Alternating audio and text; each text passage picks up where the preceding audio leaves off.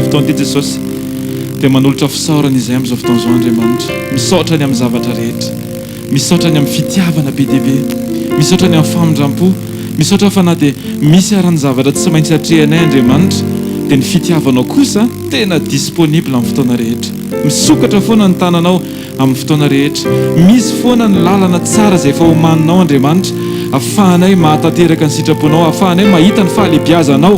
Misaotra toa fa misy hevitra hitondra fiadanana ao ambadiky ny zavatra rehetra fa tsy loza Jesosy. Aleluia. Misaotra anao Jesosy ny amin'ny rehetra, ny amin'ny tsirairay avy, ny amin'ny manaraka amin'ny vantana, ny amin'ny ato amin'ny efitrano ambony. Aleluia. Mampatsiaro anay manokana Jesosy tamin'izany fotoana izany rehefa niakatra any an-danitra ianao dia tao amin'ny efitrano ambony ireo mpianatra sy ireo mpanaradianao maro, ny rindrina, nidiny varavarana Andriamanitra. Tahaka an'izany ty fotoana androany ty Andriamanitra. Idinay ny varavarana rehetra ao anatin'ny fonay izay mba tsy hampidiran'ny Satana afatra tsy izy eo amin'ny fiainanay tsiraray avy Andriamanitra. Izay rehetra tsy nisokafanao dia mihidy ary tsy hanizaniza sokafan'izany amin'ny anaranao Jesosy. Aoka ny fifatoanay Andriamanitra tena ho anao manontolo. Mampatsiaro anay koa ty androany Andriamanitra tsara indrindra ny fotoana izay ny antsoina moa amin'ny Petera hivoaka ny sambo. Mety misy ny antsoantso any ivelany, mety misy ny tafiotra any ivelany, mety misy ny rivotra tady ampenjera any ivelany, mety misy ny tabataba sy ny orakoraka any ivelany Andriamanitra. Fa ny fonay eto ilay anamarinanay hoe ny fonay tafatoetra aminao foana Andriamanitra. Tsy mitebiteby zahay satria manana anao Andriamanitra. Na ao anatin'ny tafiotra na ao ampovoan'ny zava-misy tsy mitebiteby zahay, tsy manana iahy zahay satria miaraka aminao Andriamanitra. Ny tena angatahana Jesosy dia izao hoe aoka ho fitahina ho an'ny hafa ny fisian'ity fotoan'ity eto amin'ity toeran'ity Andriamanitra. Aoka hanova zavatra be dia be Jesosy Kristy, aoka hisy fiadanana hirotsaka Andriamanitra tsara indrindra. Mifantatra hoe fa misy antony zavatra rehetra, tsy misy zavatra parazara, tsy misy zavatra mandeha ho azy zany, fa misy kajy ao Andriamanitra. Dia ny angatahana Jesosy dia izao hoe aoka izahay rehetra tena havita ny andraikitray amin'ny mahazanak'Andriamanitra anay eto amin'ity toerana ity Andriamanitra, eto amin'ity toerana mety misy distadisy ity Andriamanitra, dia aoka ho hita fa ianao Kristy no velona ao anatin'ny tsiraray avy. Iaraka hivavaka izahay, araka nolotra ny fonay izahay Andriamanitra, hivavaka ho amin'ny fiarovana ny ain'ny tsiraray avy, hivavaka ho an'ny fiarovana ny sainy rehetra, hivavaka ho an'ny fiarovana ny tanàna sy ny firenena ny Madagasikara Andriamanitra tsara indrindra. Ho tany tena maneho anao Andriamanitra, tsy ilay tany afaka maneho anao amin'ny tenany fa izahay kristianina mihitsy ny mila miova aloha Andriamanitra tsara indrindra. Maneho anao amin'ny antsepriany, maneho anao amin'ny zavatra rehetra, amin'ny anaranao mpanjaka avo masina sady mandrakizay nanaovako sy mivavaka izany. Aleluia, aleluia. Ratsika hisaotra an'Andriamanitra ao anatin'ny tiry teo misaora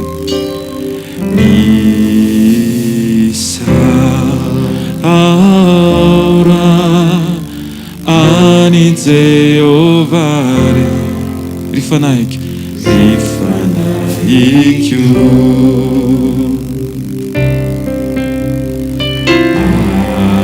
izay rehetra ato anatika misaora ny anarany masina rany masina misaora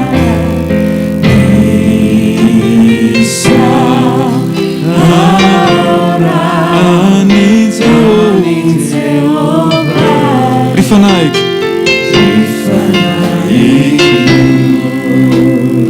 ary aza misy adinona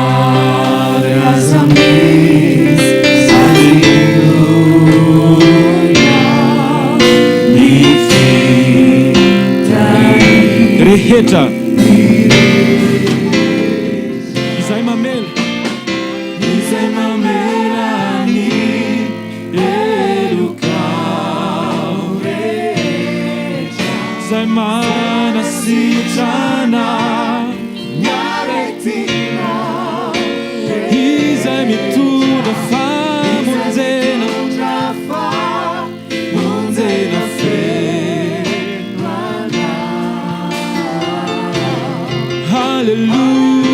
hallelujah, izay mamela ny elokao rehetra.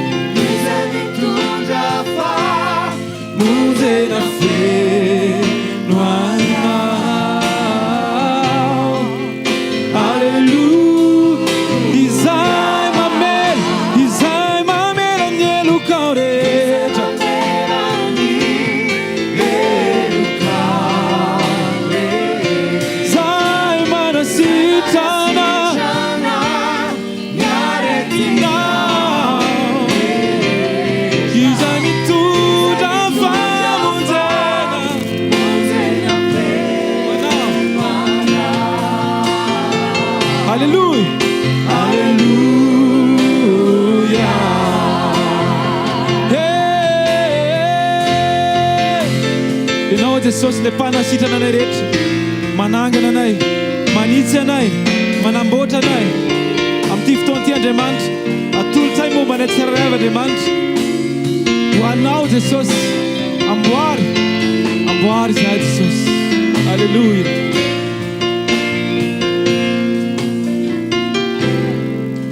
Alleluia.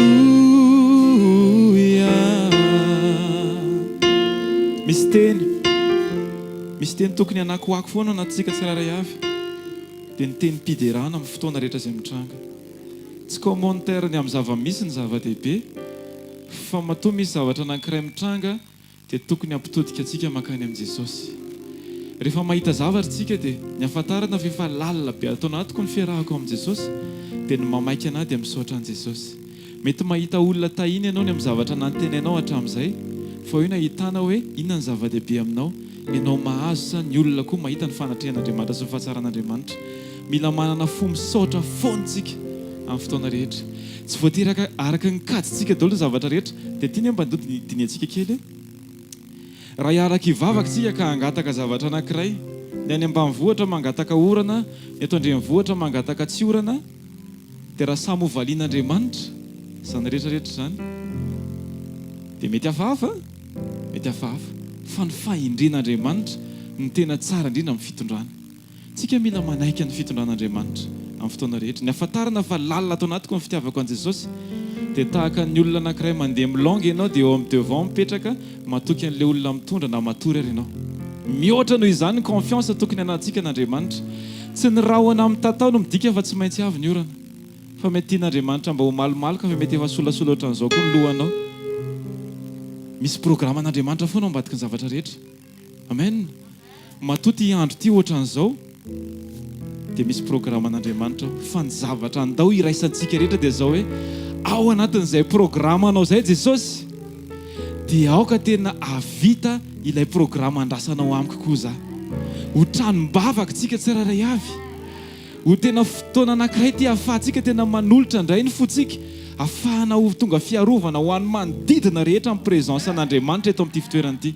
Andaontsika hivavaka raha sitraka ao ny amin'ny fiarovana mafy, ny amin'ny fahatanterahany programa an'Andriamanitra. Jesosy eo mivavaka izay amin'izao fotoana izao Andriamanitra. Aoko tanteraka ny sitraponao Andriamanitra. Aoko tanteraka ny sitraponao Jesosy androany. Tompo tsy hoe izahay Andriamanitra no mahay zavatra, fa kosa Andriamanitra, raha mila vava hiteny ianao, raha mila vava anonona ny fahatsaranao ianao, dia indro ny vavanay Tompo, vonona tsara. Alleluia.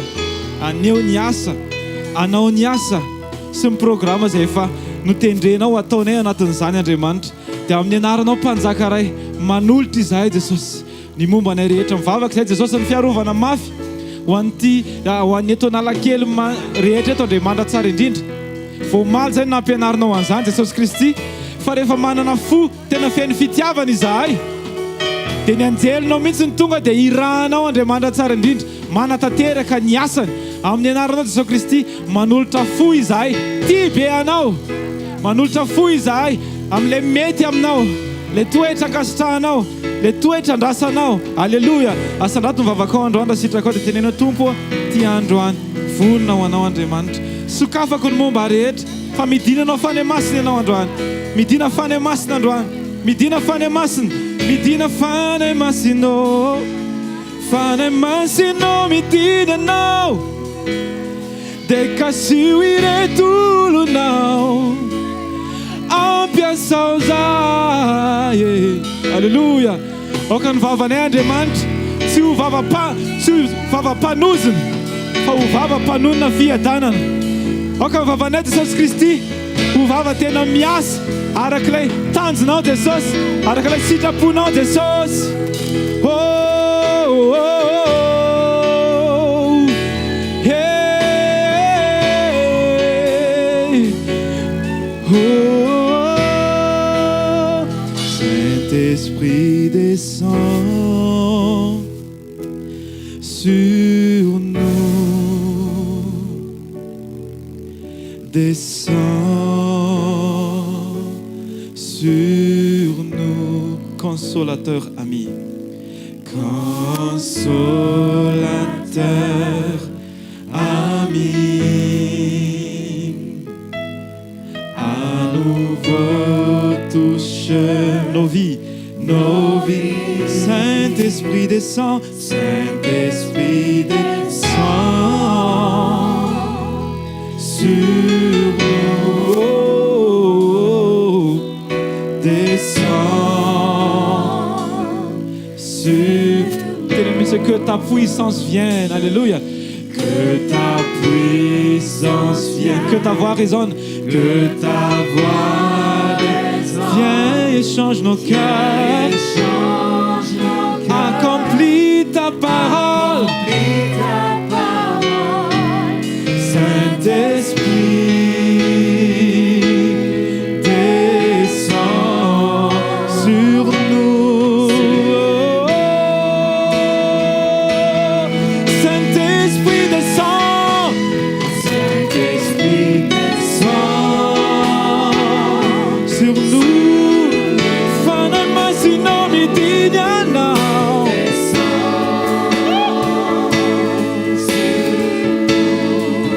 Consolateur ami, consolateur ami, à nouveau touche nos vies.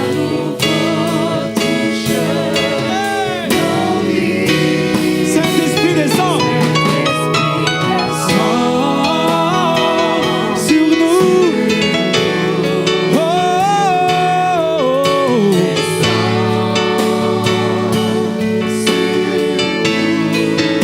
que ta puissance vienne, que ta voix résonne. Viens et change nos cœurs, accomplis ta parole. Saint-Esprit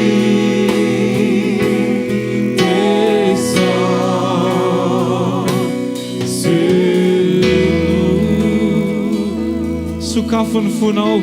Suka funfunao ndao dia tena ny fanemasinao avy ianao dia fenoia dia ovay ny foko fa manaiky ao ny andeha araka ny fitarianao dia aoka izay programanao Andriamanitra mitanteraka eto indray androany.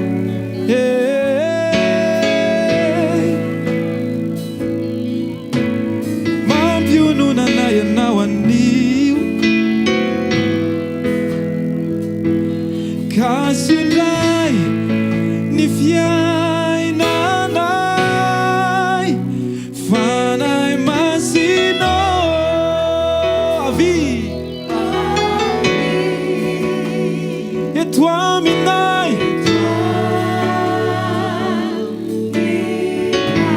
mampiononanay anio mampiononanay anio kasi indray ny fanahinay kasi indray ny fiainanay fanay masino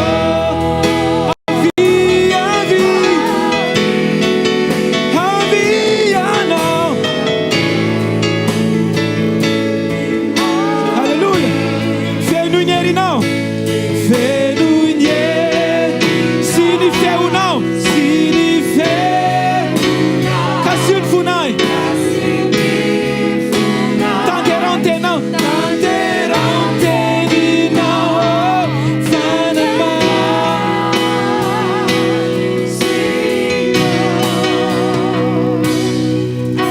avianao, fanai masino avi. Et toi minai, et toi mina mampiononanay anio mampiononanay anio kasi indray ny fiainanay kasi indray ny fiainanay fanay masinao avy fanay masinao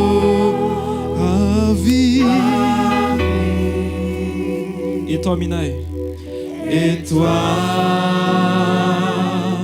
mina fenony herinao, fenony hery sy ny feonao, sy ny feo kasio ny fonay, kasio ny fo tanterao ny teninao, tanterao ny teninao, fanay masinao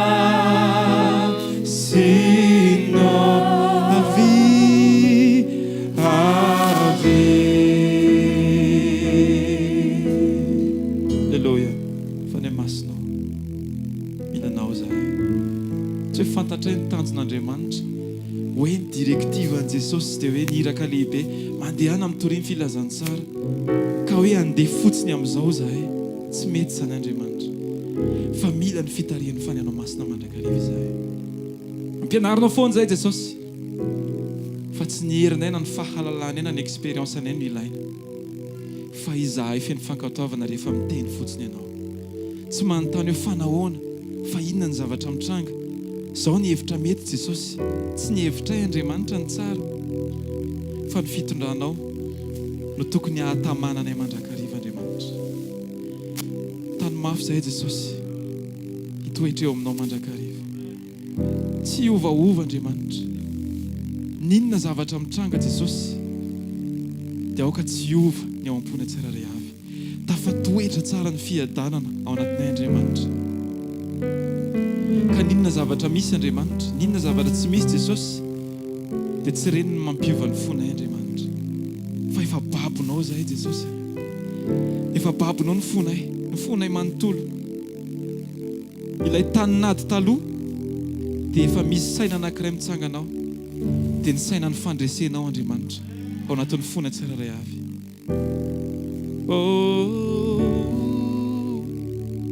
Fa ao anatin'ny zava-rehetra Andriamanitra dia tano mafy ao Jesosy, tehirizo ao hitoetra Jesosy.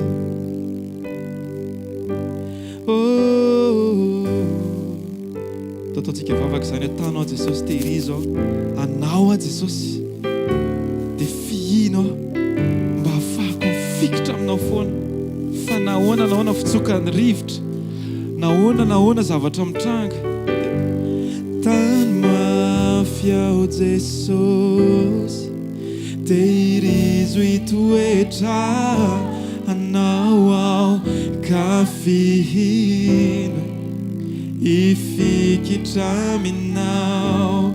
Tany mafy ao Jesosy, tehirizo hitoetra anao ao, ka fihino ndao iarahantsika manao zany. Tany mafy ao, tany mafy ao Jesosy, tehirizo ao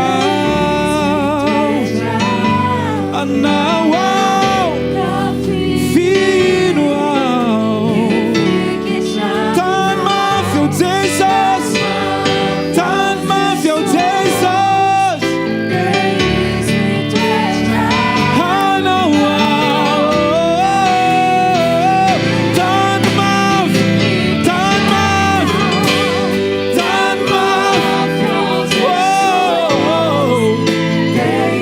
tehirizo ao Jesosy.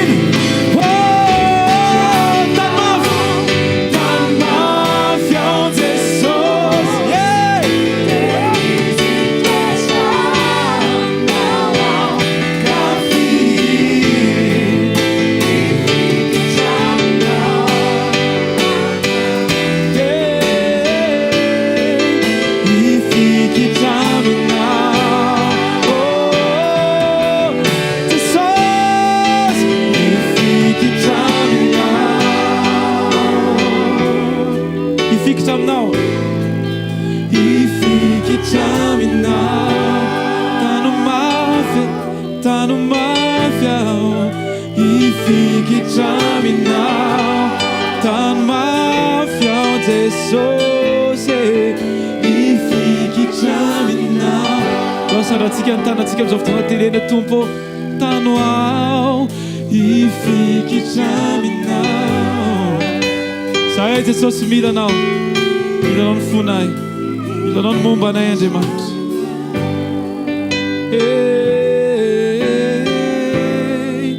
hifikitra aminao amin'ny anaranao mpanjaka amin'ny anaranao mpamonjy amin'ny anaranao be fitiavana asandratra ny tananay Andriamanitra satria manery ny ao anatinay Andriamanitra ny fifikirana aminao Andriamanitra Jesosy io tsy ahoanay izay zavatra misy rehetra tsy ahoanay Andriamanitra izay mety takin'ny tany aminay Andriamanitra fa mamaika anay Jesosy dia nitakinao aminay aoka ho mpamaly ny antsonao izahay ary mpamaly anatin'ny hazakazaka feno fitsikina fa tsy hoe toe-po manohatra ny antso Andriamanitra aoka ny fonay Andriamanitra dia nifamatotra aminao foana Jesosy tompo milanao zahay milanao ny momba anay milanao ny mikasika anay zahay manontolo zahay rehetra Andriamanitra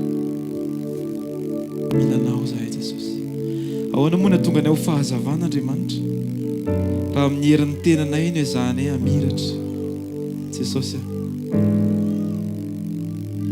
tsy afaka ny fanasin'ny tany izahay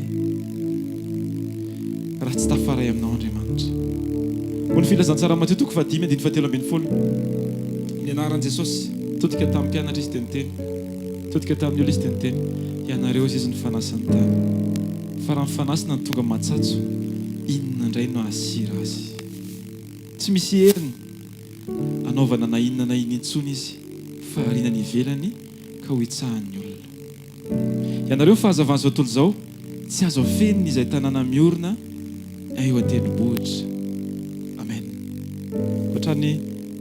ohatrany androany le izy satria tsika ninina ampiakarina aty ambony mihitsiny mba ho tonga fahazavana amen ny fanasina dia sira ary indray tsika manontany tena hoe fa maninona Jesosy no ohatrany hoe manohatra na daholo zany ny rehetra tsy matsiro ny laoka raha mitovy ny abetsaky ny hena sy ny sira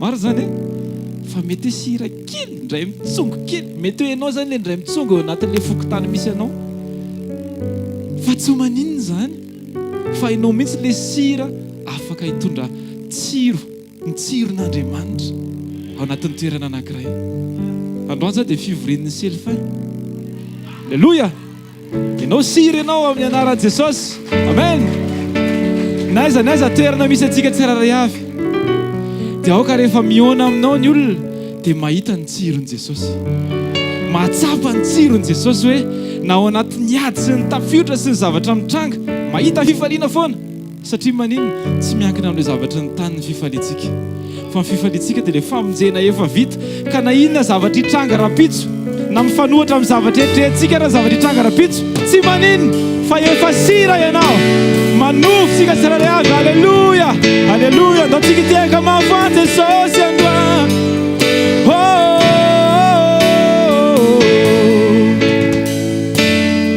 tsy ho tonga sira azo antoka anefitsika dikany hoe matsatso ny matsatso lasa matsatso ny zavatra anankiray rehefa milona ka lasa mandray zavatra eo amin'ny tontolo tsy mitovy identité aminazy ohatra hoe ny sira ny laoka lasa matsatso rehefa betsaka loatra ny rano zany hoe manala ny natiorany le sira zay mahatonga ny ten'Andriamanitra milaza hoe aza mafoy ny fiarahanareo satria ao anatin'ny fiarahana lasa misy fifampitana amin'ny anaran'i Jesosy ao bokin'ny Romanina 8:7 amin'ny anaran'i Jesosy alleluia ilaintsika amin'ny anaran'i Jesosy 8:7 Paul niteny teto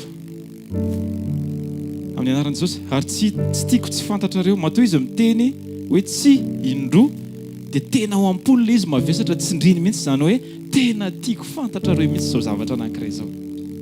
Raha laozy izy fa matetika ano efa nikasaka aty aminareo, ananako ny vokatra aty aminareo koa toy ny any amin'ny tsetilisa sasany. Jereo tsara fa misy teny anankiray tena mahagaga be ty hoe maniry be Paoly no any amin'ny ry zareo reto tany Roma, aninona mba hananako ny vokatra any aminareo. Misy zavatra anankiray izay omen'Andriamanitra anao fa tsy omen'Andriamanitra anahy. Ny afahako mahita ny fahalebiazan'Andriamanitra eo amin'ny fahaizany mitondra anao dia ny fijereko ny fiainanao hoe mahagaga be. Halleloja. Misy zavatra mety tsy omeny an'ny pasteur fa omeny anao manokana. Dia na le pasteur raha tsy maintsy amin'ny alalanao mahita ny fahalebiazan'Andriamanitra. Izay le hoe sira mifampiampititsika tsiraray avy. Isaky ny joronao dia misy mahita. Mety mandeha metsena amin'ny shoprite ianao fa misy mahita ianao. Lasa vavolombelana ny fijorontsika isan'andro isan'andro tsy ato am-piangonana ihany fa amin'ny fotoana rehetra. Izay le sira.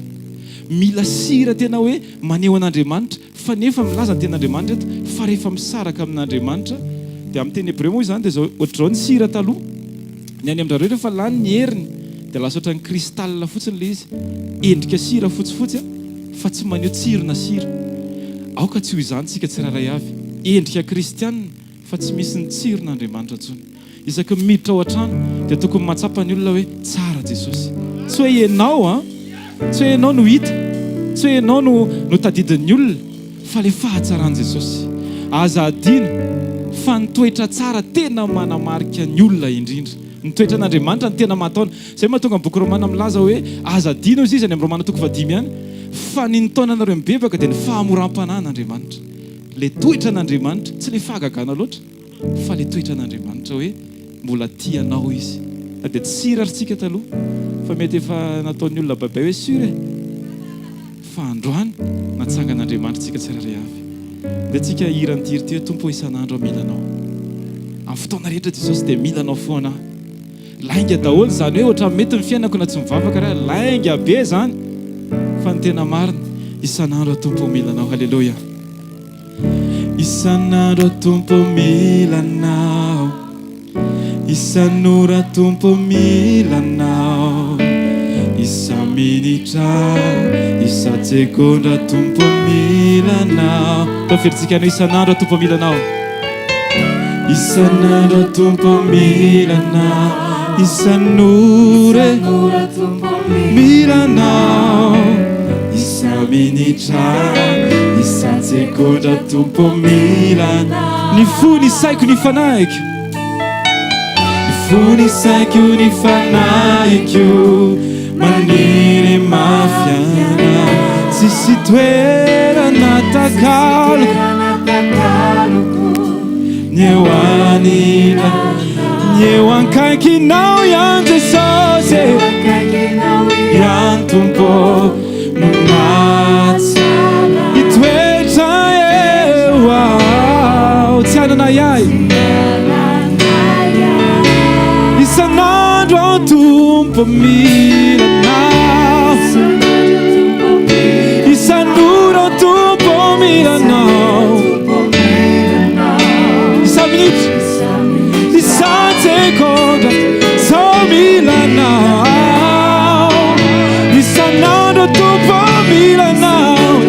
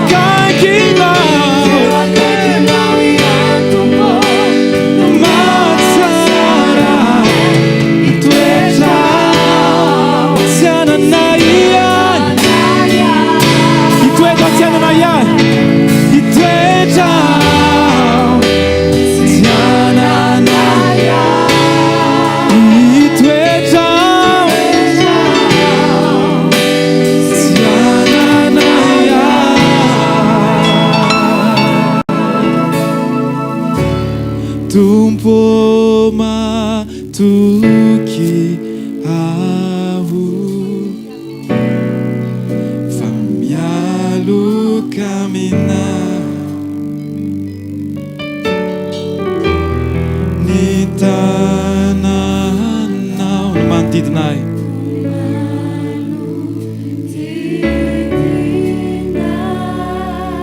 retebe ny fo reo tebiteby ny fo anginavoko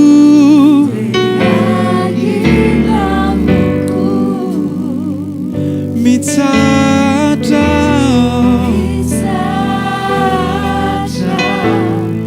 ambany ela tumpo matoky aho tumpo matoky aho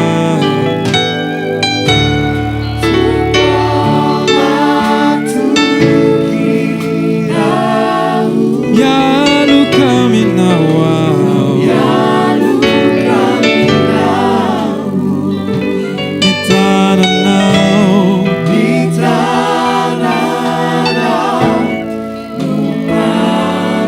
Jesus mantina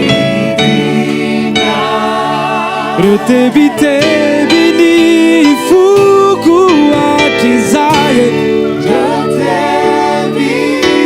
retebiteby ny foko te angina avoko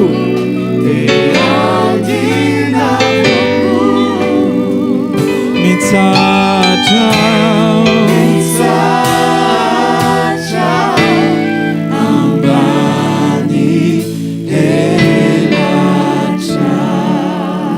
mitsatra ambany elatrao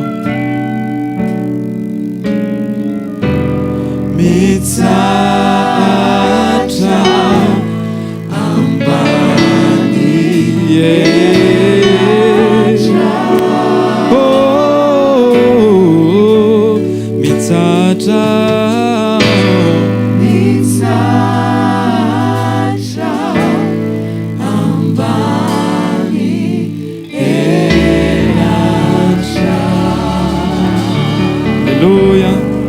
ao amin'ny fitsarana no itsenatsika ny tenin'Andriamanitra. Amen. Ataontsika tehaka mafy eo any Jesosy. Andraisantsika amin'ny mpanompon'Andriamanitra. Alleluia. Atao mafy ny tehaka ho any Jesosy androany.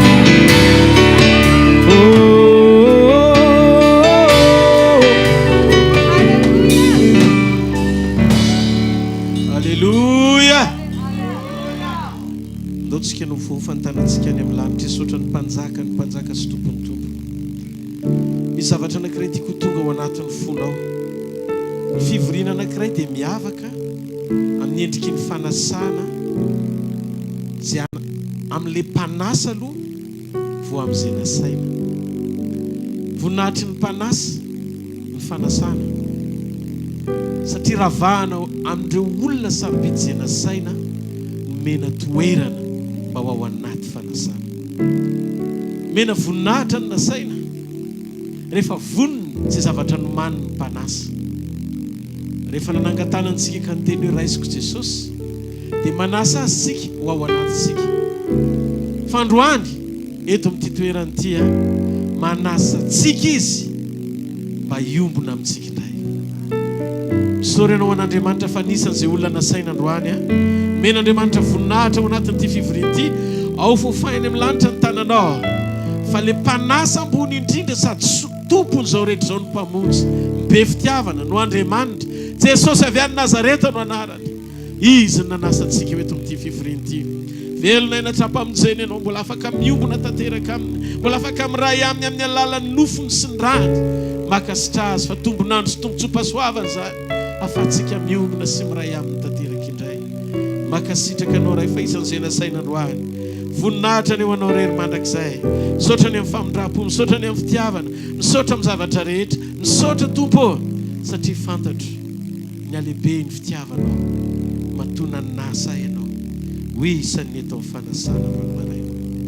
Makasitraka tompo amin'ny anara mahery Jesosy Kristy avy any Nazareta. Halleluja. Hoaziny vonina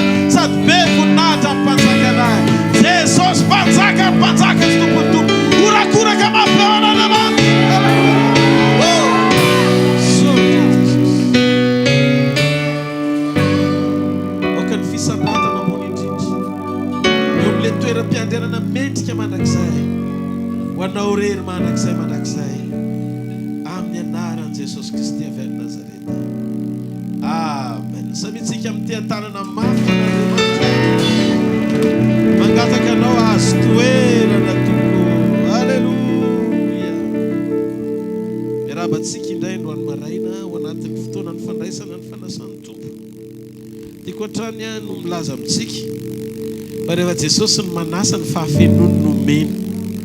Andriamanitra tsy mahay manome zavatra latsa-danja ny tenany. Ny teniny nomeny ianao, amin'ile teniny maneho azy Andriamanitra. Ny fanahy nomeny ianao, ny fanahy masina dia Andriamanitra. Aleloia. Ary androany izy manasa anao mbola nofony sy ny rano indray nomeny iombonantsika aminy. Midika Andriamanitra tsy mahay manome zavatra latsa-danja ny tenany. Amen. Zay no mahatonga azy saro-piaro. Tsy hoe izay zavatra iritsika mbola tsy tanteraka ny tonga antsika asa saina hoe tsy miasa eo amin'ny fiainako Andriamanitra. Fa ny zavatra mihoatra no izay heverintsika nefa nataon'Andriamanitra mba hanomezantsika lanja ny fanomezany ho ambony lavitra no izay zavatra tadiavintsika. Amen na sa tsy amen. Zany mahatonga antsika tsy pino entin'ny filana hitady an'Andriamanitra.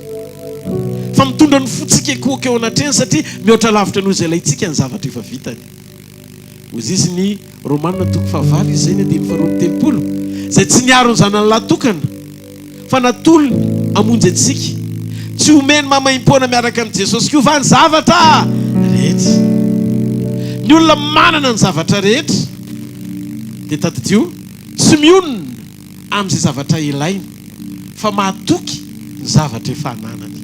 Zay no mahatonga ny sekoly ny finoana tsy hamaritra anao hitady amin'ny zavatra mampangetaentanao esan'Andriamanitra amin'ny fiainanao fa manokatra ny fonao iaina tahaka ny efa nahazo aby mialohan'ny fotoana nokafanao ny vavanao mba hahafan'Andriamanitra miasa eo amin'ny fiainanao. Ozy izy ny ten'Andriamanitra miasa ny apôstôly 9:7 amin'ny anaran'i Jesosy. Tena androso ny tenin'Andriamanitra Ary ny amaro indrindra nisan'ny mpianatra tany Jerosalema, ary maro be kosa ny mpisorona nanaiky ny finoana. Zaro tsara, efa mpisorona izy fa mbola tsy nanana ny finoana satria misy fampianarana mampandroso ny fiainam-panahinao. Rehefa mandroso ny fiainam-panahin'ny olona ry havana dia mandroso ny zavatra rehetra. Hitanareo zay no mahatonga milaza hoe ny fandrosoana tsy tarafina amin'ny zavatra hita ety ivelany. Ndresakitsika mikasika momba ny Maria omaly. Raba ilainao soavina fa voata mihoatra noho ny vehivavy rehetra ianao, mihoatra noho ny vehivavy rehetra. Za zao nieritreritra mifona raha miteny an'ity teny ity fa ny vehivavy anisan'ny voatandry reto ambony tany ny vadiny Donald Trump. Satria mpanan-karena be ry zareo. Na mety misaina koa hoe angamba mety ny vadiny prince d'Arabie Saoudite ve? Ny fitsy tsy mino an' Jesosy. Satria tena any amin'ny zareo ny pétrole. Fozizy ny tenin'Andriamanitra. Ny vehivavy anisan'ny voata mihoatra noho ny vehivavy rehetra dia Maria. Tena zavainy Gabriel le izy. Voata mihoatra noho ny vehivavy rehetra ianao satria ny tompo ao aminao. Zay manana an Jesosy ny voata indrindra.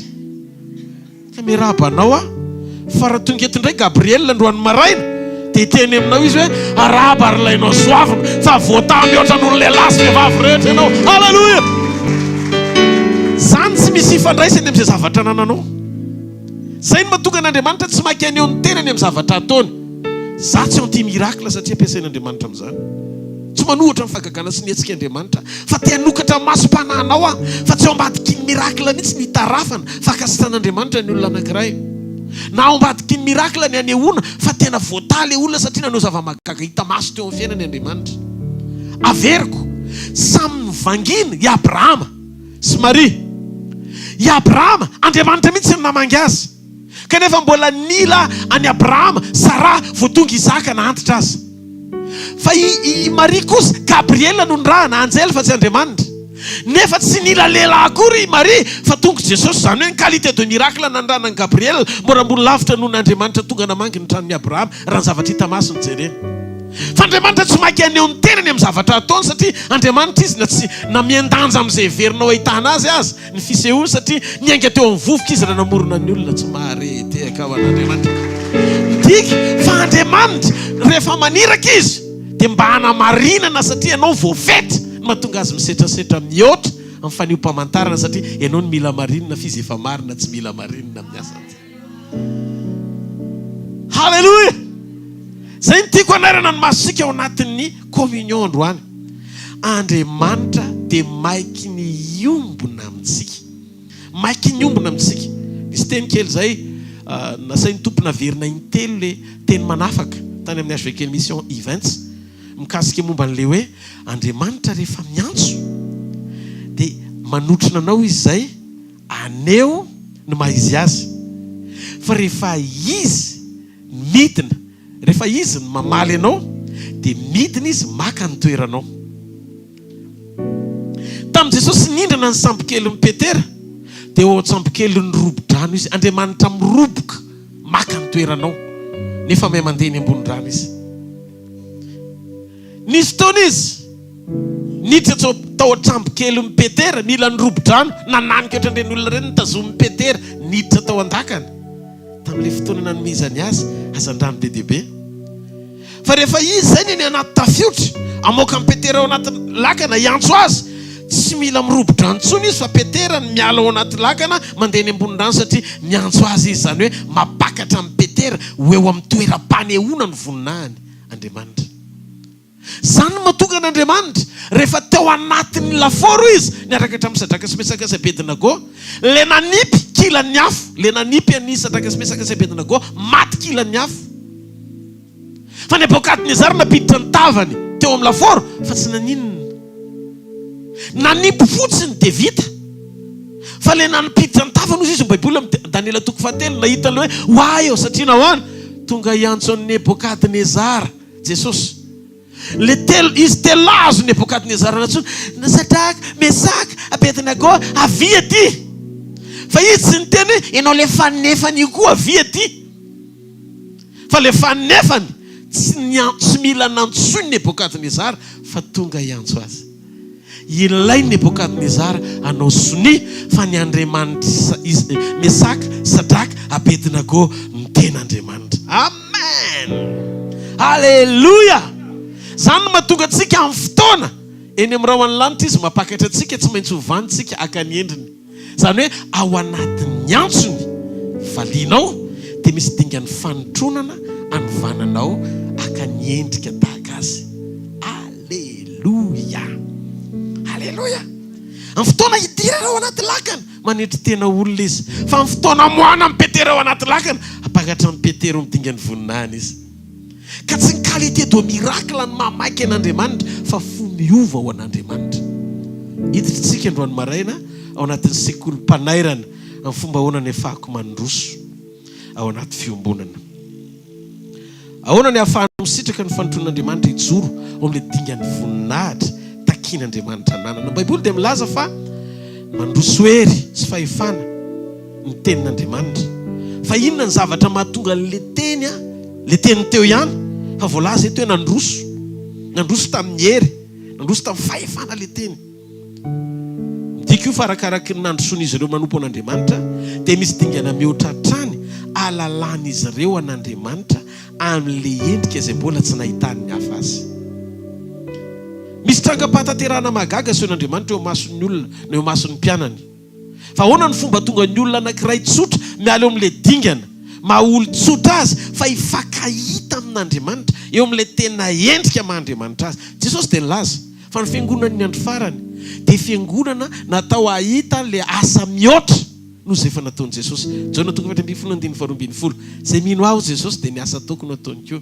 Ary ianao asa lehibe noho izany azy izy satria izaho makany amin'ray. Rehefa miresatsika mikasika momba ny hoe asa lehibe dia misaina foana isika momba ny hoe anangana maty miainga eo vovoka ve zany dia mbola hihoatra noho izay tsy le vokatra hita maso le asa tena tian'Andriamanitra ho takiny eto fa le asa mihoatra eto dia tadidio ny fahafahantsika miaina mihoatra ny tsy ambaratelon'Andriamanitra mihoatra noho izay efa nisehony tamina teto ambonin'ny tany azy. Zany hoe te hisetrasetra Andriamanitra tahoriny fiakarany sy ny toerany eo ankavanany iray.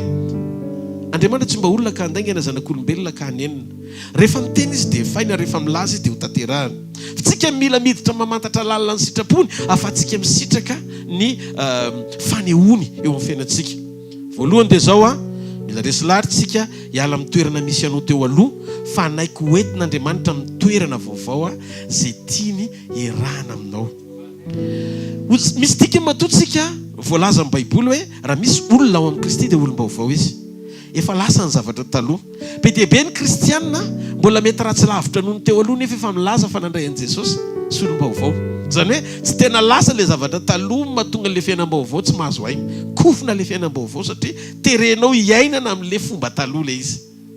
Ao tsika misy zavatra anankiroa zaraiko androany amintsika toy ny le omaly dia zava-dehibe mihitsy ny ahafahantsika mamantatra ny fandrosoantsika ao anatin'ny fanompoantsika an'Andriamanitra ahatonga antsika ho ilay karazan'olona atao hoe feno Andriamanitra.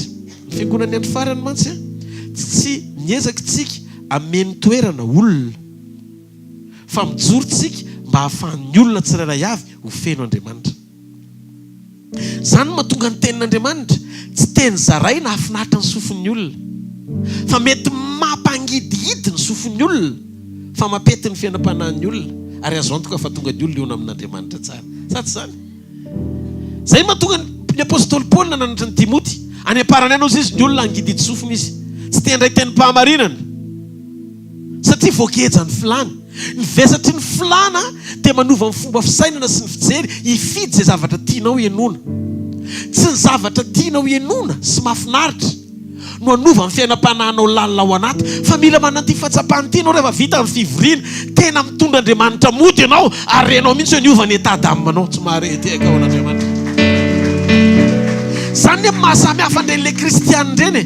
Misy kristianina mahavita manao martura ny ainy noho ny finoana an'Andriamanitra.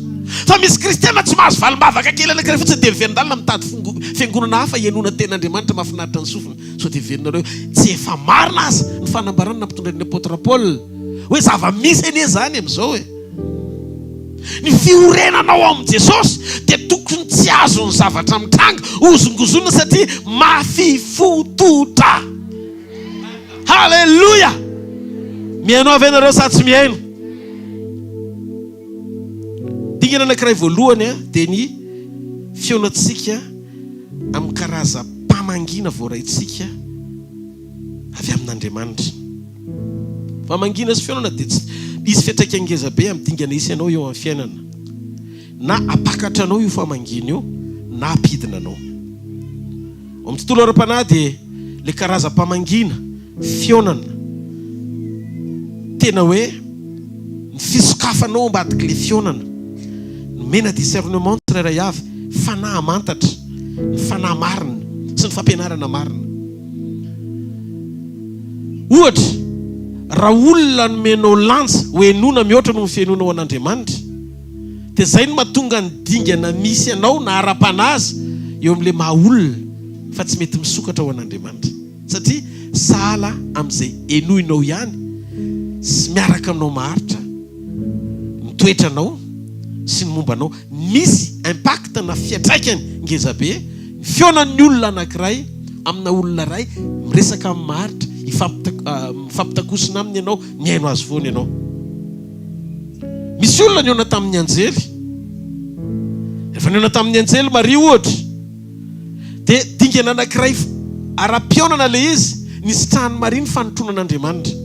Ny fanotronan'Andriamanitra mantsy tsy voatery hoe Andriamanitra mivantana ny mamangy ianao, fa ny fanotronan'Andriamanitra dia ny fanjakan'ny lanitra midina miseho eo amin'ny fiainanao amin'ny alalan'ny fidirany manambara ny fihevitr'Andriamanitra sy ny sitrapon'Andriamanitra amin'ny fiainanao. Za zany tehiteny fa ny réalité na ny réalitén'ny tontolo ara-panahy réel kokoa ny ara-panahy mihoatra no hita maso ty. Satria enoe tsy zavatra hita maso ka tsy niainga atao amin'ny tontolo tsy hita maso. Andriamanitra ny teny hoe misy mazava dia misy mazava. Andriamanitra ny teny hoe misy anana, misy izay vao nisy ny zavatra hita maso rehetra. Zany hoe niainga atao amin'ny tontolo tsy hita maso, ny fisian'ny zavatra hita maso, zany hoe tontolo tsy hita maso nisy le izy nantsona ho amin'ny fisiany hita maso. Dikan'izay nisy tao amin'ny tontolo tsy hita maso daholo tsika rehetra taloha ela vao naseho teo amin'ny tontolo hita maso taty aoriana. Zay mahatonga ny sekoly ny finoana fanehoana ny zavatra tsy hita maso, fatokina ny zavatra tenaina. Hebreo 12:10 ny andininy voalohany. Midika fa misy karazam-pamangina ilainao eo amin'ny fiainana. Zay no mahatonga ny tompona anay ko tonga nofo ampifandray antsika aminy ao amin'ny tontolo ara-panahy. Zay le condition-ny fiombonana latabatra aminy. Naseho teo amin'ny endriky ny mofo hoanina ny nofony amin'ny ranom-boaloboka ny rano isotrotsika, ananantsika antoka fa maridefy ara-panahy dia mitondra an'Andriamanitra ao anaty ianao ary afaka anana an'izany amin'ny fatra amin'ny fahafenoana. Ny apôstôly Paoly dia niteny amin'ny Efesana 4:7 ny laza mba hamenona anareo amin'ny fahafenoana Andriamanitra rehetra. Taddio fa tia ny tena faran'izay enjana. Ny fahafenoan'Andriamanitra amin'ny fiainan'ny olona tsy aseho amin'ilay hoe mintsitrindritsika dia midaraboka. Reny le fahafenoana vetivety amaritana fa hipoka ianao ohatra dia miseho le izy. Ohatra ny rano ezahana tonga dia rano iray barika 120 litre napetraka amin'ny rano kely vera anankiray dia tsy maintsy mikarapoka le vera satria nahoana ny puissance an'le rano mikorona ao anatin'le vera fotsiny dia efa mahatonga tsy tafajoro satria mafy loatra ny fikoriana le izy. Mety ho possible ihany hoe aseho zay endrika izay amin'ny fotoana. Fa le tena fahafenona tian'Andriamanitra ho lazaina dia zao tsisy une partie démonisée tsony eo amin'ny vatanao. Tsisy faritra tsony azo ny devoly ampiasaina. Ny hoe olona fen'Andriamanitra manana regaran'Andriamanitra, manana ny fisainan'Andriamanitra, ny tanany tsy ampiasaina amin'ny zavatra tsy tokony ao n'Andriamanitra tsony fa azon'Andriamanitra fehezina, ny tanany tongony sy mombazana manontolo, ny fieritreretany sy ny zay le fahafenoana tian'Andriamanitra ho lazaina. Tsika mila zakany io fahafenoana io. Ary rehefa feno Andriamanitra tsika dia azony fanahy masina marinina na ny singa eo amin'ny vatantsika azy satria vatana trano fanahy itoeran'Andriamanitra tsika. Zay mahatonga ny apôstôly Paoly nananatra foana amin'ny Korintiana 4:9-10. Tsy tompon'ny teninareo tsony ianareo, olona manatsafidy ianareo fa tsy tompon'ny teninareo satria tepolo ny fanahy masinareo anatin'ny fanekena. Ary ny vidiny tamin'ny vidiny lafo dia ny rà an' Jesosy izay maneho ny feo an'ny fanahy. Ao amin'ny rà ny feo an'ny fanahy. Rehefa maty Abela dia ny rà no nitaraina teo anatrehan'Andriamanitra. Zany hoe feo amin'ny fanahy dia ao amin'ny rà. Rehefa latsaka ny rà an' Jesosy manana rapanyelanelany ianao miado anao eo anatrihan'ray. Amen. Noho izany ny feo mifanahy ao anaty eo amin'ny fiainanao dia misy ifandraisany ny amin'ny alalan'ny fiombonanao amin'i Jesosy atonga amin'ny feon'ny rany hoeno mifanan'Andriamanitra dia iny le teny tsy hay tononona hoentin'ny fanahy manelalela antsika eo anatren'Andriamanitra. Iny le tsotsika hoe teny tsy fantatra. Ianao tsy mahalala an'ilay izy fa ny feon'ny rany hoentin'ny fanahy tsy mahareteka ao an'Andriamanitra. Communion. Tia anontany ianao atraiza dinga ny famangina voarainao avy amin'Andriamanitra. Atraiza izy tokony nisy izay famangina izay. Ny tontolo ara-panahy dia tontolo ara-pifandraisana. Ozy Gabriel tamin'ny Maria arabaina ary laina soavina ny tompo ao aminao. Ozy izy le anjely mety tsy fantatrao ry Maria zany hevitra zany fiarabany zany fa aza gaga aloha. Mety kely fahasoavana ianao talohan'ny fionana. Fa orian'ity fifandraisana sy ty fionana ity dia izy fitobahan'ny fahasoavana hafa kely mitsy possible anezany zao androany maraina raha misokatra amin'ny fonao ka en contact tsara amin'Andriamanitra ianao androany kely ny fahasoavana nidiranao teto ao amin'ny tontolo ara-panahy fa mivoaka eto ianao mitosatosaka eo. Tenenao kaikinao miankina fisokafanao le izy hoe ny fahasoavan'Andriamanitra tsy miankina amin'ny hoe mety tsy mamiratra be ty ivelany ianao koa tomombana avokoa ny zavatra rehetra ilaina voalazaina fa be fahasoavana ianao na voata. Ny hoe voata sy no asoavina dia midika hoe Kristy ao anatinao ry conscience tsara ianao ny amin'ny fisiny. Zay mahatonga an' Jesosy milaza hoe zay mihinana nofo sy misotro ny rako no manana fiainana mandrakizay ao aminy ary za hanangana azy amin'ny andro farany. Fantatrao zany ny lanja ny zavatra izay ampanovin'Andriamanitra anao. Zay mahatonga ny tompo mifandraisana izy mamelona fahatserovana. Zao no ataovy ho fahatserovana. Ny fahatserovana an' Jesosy averiko indray tsy sary vongana na sary mipetraka eny amin'ny rindrina fa communion amin'Andriamanitra. Fimbonanao amin'Andriamanitra.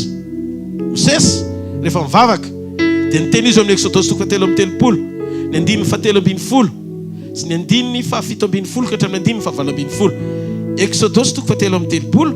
Halleluja. Ny 9:7 amin'ny anaran'i Jesosy. Kokehitriny raha mahita fiteo masonao dia ampahafantariny lalanao halalako anao mba ahitako fiteo masonao ary hevery fa olonao ty fireneny ity. Mosesy zany nahatsapa hoe mbola hafa mihitsy zany endriky ny fampahitana fity amin'Andriamanitra zany eo amin'le dingany voninahitra tiana hitana an'Andriamanitra raha oharina ny fomba zay efa nampiasan'Andriamanitra azy.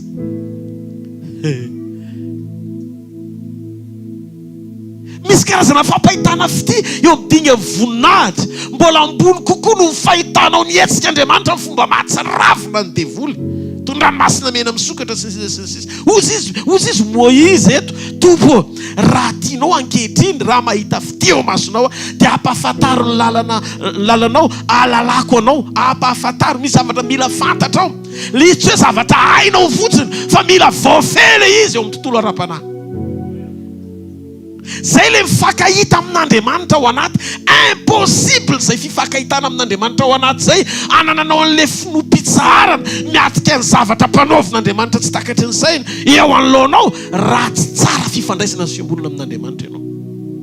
Zay no mahasarobidy ny toe-panaraka an'Andriamanitra mihoatra lavitra noho ny fampiasan'Andriamanitra. Maro ny olona mametraka ny vokatry ny fanahy ambokambony mihoatra noho ny fiasan'ny fanahy. Disony olona famelohan'ny Korintiana 2:7 ka hatramin'ny 1:20 amin'ilay zarazarany samihafa ny fanomezam-pahasoavana. Melohan'ny zaran'Andriamanitra fahasoavana amin'ny olona sy tomboniny zany dia misy fototra toetra miazony zany zay manetry tena anao sandratra. Andriamanitra manome fahasoavana bebe kokoa fa manohitra ampiavonaviny izy ho amin'ny manetry tena no nomeny fahasoavana bebe kokoa. Jakoba 4:6. Halleluja. Ka eto Moïse miteny misy karazana fampahitana fity mbola tiako ioarana mihoatra noho ny fifidiananao na dia efa nahita ny fahalemem-panahy azy ianao dia zao misy zavatra mbola tiako ahitananao mihoatra noho izay efa nahitako anao hatramin'izay. Tsy mahareteka ao an'Andriamanitra. Ry havana misy zavatra tsy voatery eo amin'le dingana misy ianao fa mbola mihoatra tsy nahitany nizanizy an'Andriamanitra fa tia nisehoana amin'ny alalanao. Tsika rehetrareto samy manana daholo ny zavatra nomen'Andriamanitra antsika. Ary ao anatsika amin'ny alalan'ny fanahy masina dia tsy misy tombony anankiray mihoatra na latsaka satria fanahy ihany nanaovana batisantsika. Amen.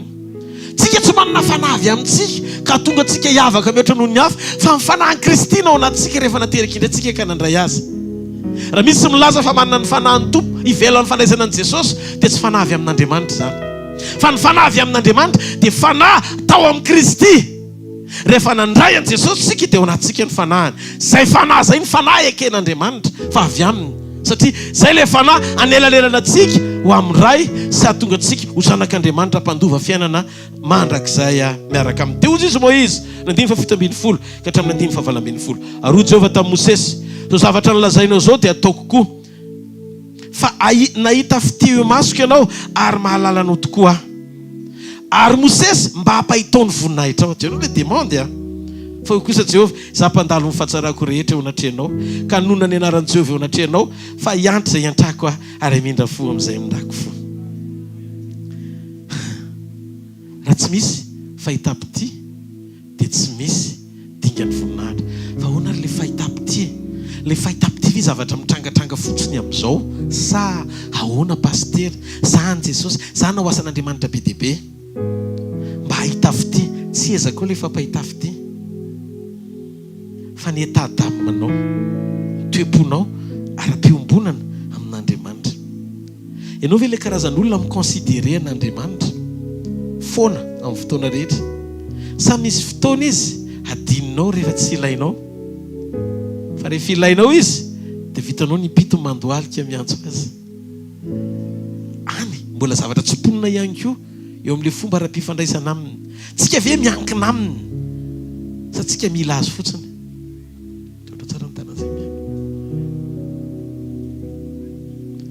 Tiako fantatsika fa ny Baiboly dia tsy teny mijanona natao anaty boky, fa fahamarinana natao hiainana ihany koa. Tsy angano ny tantaran'i Moïse raha sena mbola tsy nitranga teo amin'ny fiainanao ny ranomasina mena misokatra. Fa toepon'olombelona mitovy amin'ny toeponao ihany nampiasain'Andriamanitra. Nahatonga azy hiaina zavatra mampanonofo tsy mampino satria ara-panahy tamin'ny fiarahany tamin'Andriamanitra. Misy fotoana Tomasy apôstôly mitantara ny mpianatra fa zay nahita ny tompo. Teo anivonay ny tompo ary teo izy teo nandalo teo. Ianao ve nahita? Ozy Tomasy, za nahita. Ozy izy John. Ianao koa ve nahita André? Nahita ozy izy André. Zao zay lazainareo rehetrarehetra reo lazainareo ozy izy Tomasy. Fa za raha tsy mahita ny tanany sy ny lany voany dia za tsy ino hoe teto zany izy. Tsy nino Tomasy satria mila miaina sy mahita izy zay hita ny hafany amin'i Jesosy. Eto tsy miresaka mikasika momba ny hoe tsy finoany Tomasy fa mametraka kosa ny fahatsarany etaeta ny Tomasy. Fa nahoana ny tantarainao an'izany? Fa za mila mahita an'izany.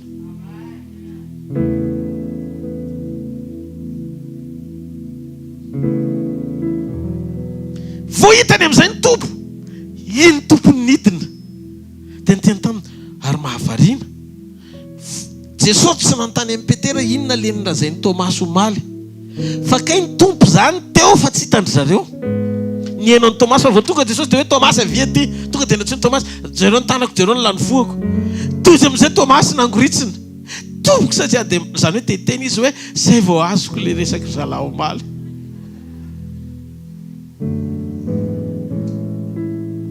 Ivavaka androany maraina fa na Tomasy azy ianao tonga eto. Jesosy dia iseho sy anambara ao anatina révélation ny fahamarinana rehetra momba azy amin'ny anaran'i Jesosy.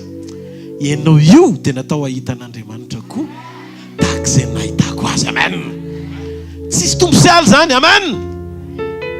Mahavariana ao amin'ny Baiboly koa indraindray dia izao mahavariana fa na dia nisalasala azy Tomasy dia mbola nisoa tamin'ny any Jesosy. Misy fotoana tena variana be.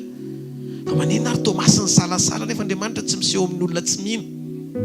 Fa manina izy nisalasala nefa nisehon'i Jesosy foana. Ny olana eto tsy fisalasalana, fa ny olana eto Tomasy namaly ny antso. Zay no mahasamy hafa ny olona mamaly antso, ny olona manolo tena mba ny olona manolo tena, ny olona tsy mety manolo tena mba amaly ny antso n'Andriamanitra. Nendrenao rehefa tsy mamaly ny antso dia zay mahatonga anao le misasatra be reny, fotrany hoe tsy eo foana Andriamanitra. Fa ianao rehefa mamaly ny antso eny an-dalana, eny an-dalam-panangananao Andriamanitra mba amenonanao ny fahasoavany. Efa nahita avy ty Tomasy namaly ny antson'Andriamanitra izy. Dia saron'ilay fahitapity ny fisalasalana, zany hoe ny fifidianam-pahasoavana valinao dia tonga an'Andriamanitra misy fotoana tsy mijery izy hoe inona le position mahafaible anao ara-pifandraisana aminy, fa tonga izy amin'ny fanotronany manangana anao. Satria ny fanotronan'Andriamanitra tsy mitaky ny finoanao ijery hoe aiza ny position tokony inona ny zavatra tokony takina ataonao mba hafan'Andriamanitra mihetsika. Fa ny fanotonana manangana anao izy eo amin'ilay position mahafaible anao ohatra Petera. Vao ny teny Jesosy amin'ny voato satria nanotrina azy izy, raha voadobo izy dia natsangan'Andriamanitra. Aza diny ty angle anankiray ty. Jesosy Kristy tsy faly ahita ny faharavanao rehefa niantso anao izy, fa eny andalam-panefenanao izy mba hahatonga anao ho tanteraka miaraka aminy. Ka na misy aza indraindray fahatsapana ao anaty hoe ohatran'ny faible zany Andriamanitra fa tsy tanteraka fa mandroso foana, fa anatona anao izy ary anangana anao eo amin'izay toerana metina tsy mahareteakao an'Andriamanitra. Halleluja! Mino afo zany zavatra hitranga eto androany maraina. Ao anatin'ny fiombonana mpanangana izy, ao anatin'ny fiombonana mitantana izy, ao anatin'ny fiombonana mitahiry anao izy, ao anatin'ny fiombonana mampahery anao izy. Faharoa, ny révélation azonao no hamaritra ny seho sy ny dinga ny hitondran'Andriamanitra anao. Maninona ny révélation azonao no hamaritra ny seho sy ny dinga ny hitondran'Andriamanitra anao? Satria ao ambadiky ny fanambarana marina ny ijoroan'ny finoana marina. Zay ny mahasarotiny n'Andriamanitra amin'ny fampianarana. Tsy ny fampianarana mampety anao dia midika fa zay fampianarana zay tokoa le tena avy amin'Andriamanitra ho anao. Satria ny fiangonana fito, vakio tsara ny boky ny Apokalipsy, ny fananarana nomen'Andriamanitra an'ireo mba tsy robondro zareo anatina fampianaran-diso. Averina foana zay. Ka ny révélation azonao no hamaritra ny seho sy ny dinga ny hitondran'Andriamanitra anao. Ny olona tsy misy révélation dia olona tsy misy frein. Satria raha tsy misy fanambarana dia tsy misy destination na tanjona, tsy misy ny anjara voatendry na tanjona na fiafarana tsara azonao antenain'izany. Ny révélation no mamaritra ny hoe hoaiza ianao sy efarana izy.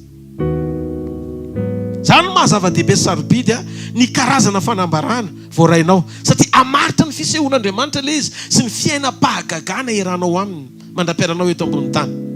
Rehefa tsisy révélation dia tsy mahazo aina ny etsim-panehoan'Andriamanitra, satria tsisy nininona sy profengan'Andriamanitra afahana maneho ny heriny. Andriamanitra dia tsy mietika mihoatra noho ny fanambarana voarainao, satria ny révélation no maneho ny hevitr'Andriamanitra miafina ao anatin'ny teny. Amosa 4:7. Tsy manao na inona tokoa Jehovah Tompo, tsy mihetsika izy raha tsy milaza ny heviny révélation amin'ny mpaminany mpanompony. Le mpaminany mpanompony aza eritreretina hoe olo-tokana. Ny fanahy faminaniana dia miainga avy eo amin'ny fanambarana an' Jesosy. Ianao manana ny fanahin' Jesosy eo anaty, na ianao io aza rehefa manana ny fanahin' Jesosy ka manatombo amin'ny fanoloran-tena sy miombona amin'Andriamanitra tsara, mety any aminao le fanambarana hanova zavatra, fa tsy voatery aty amiko. Andriamanitra tsy manamarina grady na olona, fa Andriamanitra manamarina ny teniny. Tsy mahareteakao an'Andriamanitra.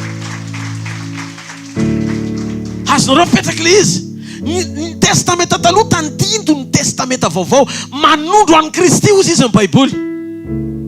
Zay mahatonga ny Isaia mpaminany milaza fa iza ozy izy ny mino ny teny zay nampitondraina anay, fa amin'izay olona zay ozy izy ny anehoana ny sandrin'i Jehovah.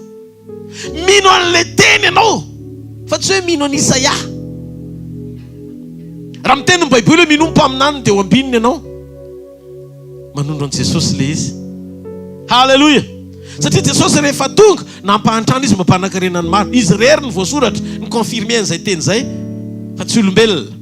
Ny dikan'izay na ny fanambinana anao na ny fahatsarana rehetra ho anao tsy eny an-tanan'olona tsony, fa ny olona rehetra ny mena fanahy anankiray daholo. Ny fanan'Andriamanitra ao anatin'ny olona rehefa mino an'i Jesosy ny olona, valim-bavaka Jesosy ny fanahy masina fa tsy loaliky mpaminany ny forotra mba hahatonga avy amin'ny fanahy ao anatiny. Ozy Jesosy, zangataka amin'ray ary izy menareo mpananatra hafa mbe aminareo mandrakariva. Dia ny fanahy amin'ny fahamarinana zay tsy azon'izao tontolo izao raisiny, satria tsy hitany io na fantany, fa ianareo mahafantatra azy satria mitoetra eo aminareo izy, miasiste anareo ary ao anatinareo izy manosika anareo. Tsy mahareteaka ao an'Andriamanitra. Halleluja! noho izany mifampianarana mila marina tsara. Raha ohatra Andriamanitra hiverina amin'ny programme ny testamenta taloha dia natao hialoko amina mpaminany tsika, na hijery olombelona atao hoe mpaminany hialofana satria tsy mbola tonga amin'ny fanan'Andriamanitra. Mandiso ny programme an'Andriamanitra zany fa mahatonga fitsoran'Andriamanitra ao amin'ny nofo rehetra ny fanahany dia tian'Andriamanitra izay natonga ny Mosesy ny tena nga hivenareo tsy manahirana ozy izy ty hialofan'ny Israely 6 millions ty nisany. Tsy zarako arao izy Mosesy mba hanana amin'ny fanan'Andriamanitra daholo ny olona rehetra. Zany hoe sy zavatra iainanao androany faniriany Mosesy tamin'izany satria mavesatry Mosesy tsisy olona mahazaka ny toeran'i Jesosy zany. Mianao tsara venareo zara ohatra ka tsy nareo mety tsy azonareo satria raha mifantona fotsiny ny appelanareo dia tsy mahazo. Mihaino venareo fa Andriamanitra n'aiza misy atsika miantso an' Jesosy ianao zay le maritiefy tiano tsarovana anatin'ny communion sady afaka miainanao izy miaino antsika rehetra. Andriamanitra rery miara amin'ny tenitsika tonga dia reny fa tsisy hoe anankiray latsaka na ray ary. Andriamanitra rery mavita an'izany. Halleluja. Zay no mahatonga anay manaitra ny fiangonan'ny andro farany tena iombona tsara amin'ny Jesosy satria Jesosy rery any ny filazantsara soa tsy mahareteka ho an'Andriamanitra. Zay no mahatsara ny révélation voarainao. Raha ohatra ka hoe nijeritsika zao iny Elisa dia io Gehazy, dia Gehazy varira be fa feno kalesy afo ny tendrombohitra mahary ny manodidina ny Elisa, manodidina n'iza Elisa fa tsy nanodidina azy. Zany hoe izy zany lasa nahita hoe hoay eo manodidina ny Elisa le izy. Raha tsy teo akaiky ny Elisa zany izy dia tsy voaro. Zany hoe mila manantona izy eo amin'ny cercle misy an'i Élisée dia voadidina miaraka amin'ny Elisa. Elisa tandindon'i Jesosy tamin'izany. Ianao zany raha vao tsy eo amin'ny Jesosy dia tsisy ny fiarovan'Andriamanitra. Zay le izy. Fa tsy hoe horoitiko eto amin'izay le satria mampetipety anah le fampianaran'ny testamenta taloha dia mba horoitiko kely le asa fanompona mitondra fahafatesana mba ahafahako mahazo tombony kokoa ao anaty fampianarana satria za ndray zao ny Elisa. Izy amin'ny teny ianao Elisa.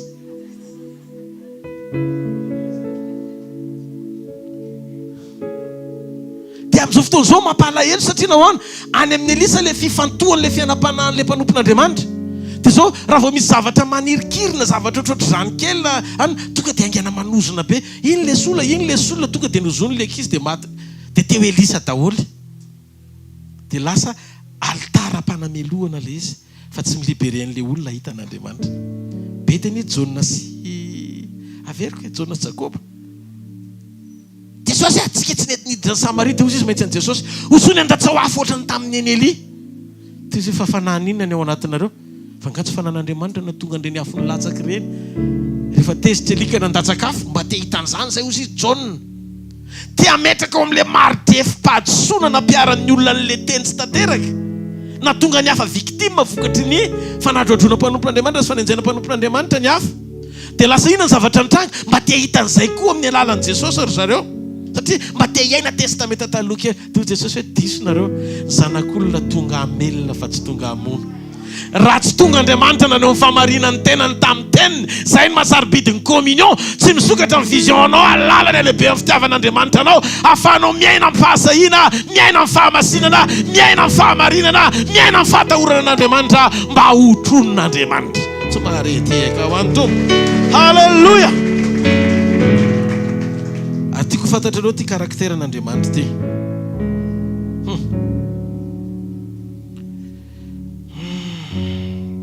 Andriamanitra tsy maiky ny aneho ny maha izy azy. Satria ny fahamaritanao an'Andriamanitra dia tsy ampy sady tsy marina aneho le tena fahafenony. Andriamanitra foana izy na mino ianao na tsy mino, na misalesala ianao na mino. Tsika mila mitombo mahalala azy, mandroso amin'ilay fanambarana amin'izay fomba anehoan'ny tenany. Ny hevitrao sy ny fijerinao tsy tena feno anondro sy manambara azy tanteraka. Ny fisainanao sy ny fandalinanao dia tsy afaka hafeno ny fepetra anehoana ny fanambarana ny tena maha izy azy an'Andriamanitra. Ny maha Andriamanitra azy izy ihany ary tsy misy afa-tsy izy no afaka anambarany tenany satria izy no mahalala azy. Tsy avy amin'ny olona io na hevitr'olona fa izy ihany no manambarany teniny, manambarany tenany ao amin'ny teniny. Ny maha Andriamanitra an'Andriamanitra dia ianao mila midina mamantatra azy, miaino azy mandray fampianarana avy aminy. Fa tsy ianao mitondra fampianarana hoentinao amin'ny teniny hanamarinana izay fahatakarana misy ianao. Ary eo no mandiso mpampianatra be dia be ny Baiboly. Rehefa tena Andriamanitra ny fahamarinana ny toriana dia zao ny fahamarinana manafaka. Matoa zany misy fahamarinana tsy nanafaka an'le mpitory fahamarinana, tsy tena marina ny zavatra toriana, matoa tsy iainany. Satria raha fantatrareo marina dia marina nanafaka anareo tsy andevo. Menao tsara ve nareo? Masarotra be ny tiasa fanompony ity. Ore olona zay ny ilana ivavaka mba tsy hahatonga anay ho mpitary bato vila ambava eto ambony alitara. Ny antony tsy hoe izahay no hitory tena, fa izahay no hitory teny. Zay mila fahamarinana ao ambadiky ny teny izay toriana hanova anay mba hahafahanay mitory fahamarinana hanova ny hafa ihany koa. Tsy mahareteka ao an'Andriamanitra. Ny fahasahim-pahamarinana ijoroanao dia tonga ny hafa hita taratra ny fisian'Andriamanitra amin'ny alalanao. Dia hozy izy apôstôly Paoly manafa tahaka ny nafako an' Jesosy. Zany hoe afaka ny tarafina teo amin'ny fiainan'i Paoly koa ny fahatsaran'Andriamanitra. Misy olona eto voata androany. Voata mihoatra noho ny olona rehetra izy. Satria napatsapana rapatserovana izy ny fisinzan'ny fiombonana lalina zany ao anatiny amin'ny anaran'i Jesosy. Amen. Ka ny maha-Andriamanitra azy, ny fanambarana marina ny momba azy dia mitondra fanovana ao anaty izay tena niona tamin'ny tenin'Andriamanitra sy tena niona tamin'Andriamanitra tsy maintsy miova. Nareo ve efa nahita karazana ohatrany ahoana zany fiovana zany ao anatina fiombonana pasteur? Nareo ve nahita ny Zakaiosy miverina tamin'ny fanaontsony? Eritrereto fa nampangataka eny amoron-dalana azy, vitany mampandohetra amin'ny Bartimeo noho ny fitiavam-bolany.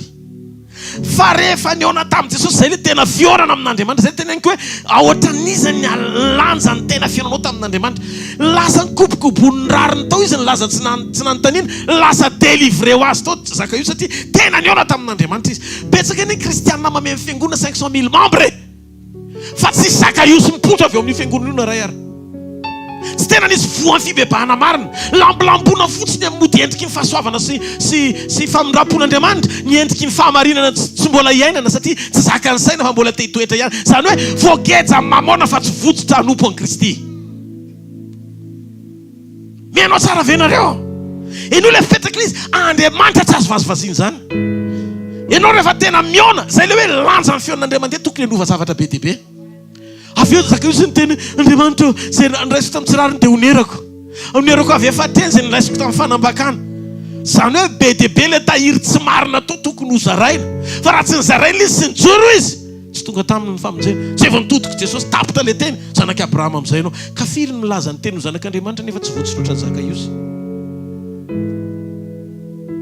Dia Andriamanitra ve nomena tsiny raha tsy manotrona? Ny atongavan'i Jesosy tao an-tranon'i Zakaiosy rehefa mifarana ny discussion na anaosiny izy, fa tsy olona mitovy amin'ny olona rehetra tsony Zakaiosy fa olom-baovao izy. Androany maraina tsy avenako raha tsy olom-baovao ianao. Alleluia, alleluia. Raha vao misy zavatra miazonao eo am-panompona, lasa iny ny tonga anao tsy ho tafavoaka mihitsiny. Ianao ve mieritreritra fa atao amin'ny fanompona ny tadiavam-bola? Ny conviction anao ve zany le fitahiana hoe raha tsy manompo an'Andriamanitra tsy mirehitra. La ny andro ianao eo am-pangatahana. La ny andro ianao hitady tanan'olona. Misokafa angena. Fa ny fankasitrahana tsy Andriamanitra tsy tonga tao Jesosy dia nandondoka ny Zakaiosy satria nitady zavatra any amin'ny Zakaiosy vao mahita le volamena be sy le seza ipetrahan'ny Zakaiosy satria mpanan-karem-be tsy marina izy. Dia manomboka miforotra ny fahefany tany. Dia manomboka manova resaka tonga hoe Zakaiosy kosa aloha ary tsara ny rideau Zaka. Tsisy fandokafana tonga tao, niditra fotsiny Jesosy dia mipetraka. Izy amin'io fa mitilitily ny fanahin'i Zakaiosy, ny tena mpaminany marina, ny tena apôstôly marina, ny tena iraka marina, ny tena mpanompon'Andriamanitra marina, tsy manolotra ny amboara-panorenany lohany ampanankarena tsy marina. Tsy ny rananao hitily fananan'olona, fa ny rananao hitily fanahin'olona. Alleluia, alleluia. Tsy mandoalika amin'ny fahefany tany satria mitondra ny fanapahany lanitra. Omeo voninahitra Andriamanitra. Aza hoentina miakohaka amin'ny mamoana tsy marina Kristy. Tsisy ifandraisana. An Jehovah mitany izay rehetra eo aminy. Vitan'Andriamanitra mikasika amin'ny fony izay tokony hovangina. Fa tsy izy nitambatambazana sy zahavana ao eo satria mpanao be. Nefa ny fiainam-panahy ny olona akaiky ny pasitera matetika mahavariana ny fiainam-panahy ny olona akaiky ny pasitera ny tena ratsy indrindra noho ny olona lavitra ny pasitera. Indraindray lasa tsy mahita, tsy misokatra tsony le vision ahita ny fahatsaran'Andriamanitra satria le teny tory ny pasitera tsy voaraina raha satria akama. Rehefa tsy mahita an'izany indraindray tarafina le izy. Ny olona akaiky sy lasa hoe mpanapaka ny fiangonana indraindray. Telo ny vadiny. Fantatry pasitera voatrany tsisy resaka. Satria nahoana mamafy be. Dia lasa tsoinareo le hoe mama fazavoa, mama fazavoa, mama fazavoa. Zay fotsiny mama fazavoa. Tsisy tony tsony fa mama fazavoa foana. Afafazo. Miala sina re teny teny eto amin'ny altara. Eto tsy famafazam-bo, tsy mitily ny fanatitra ao zay. Fa miezaka ny ampiorona ny fonao eona amin'i Jesosy.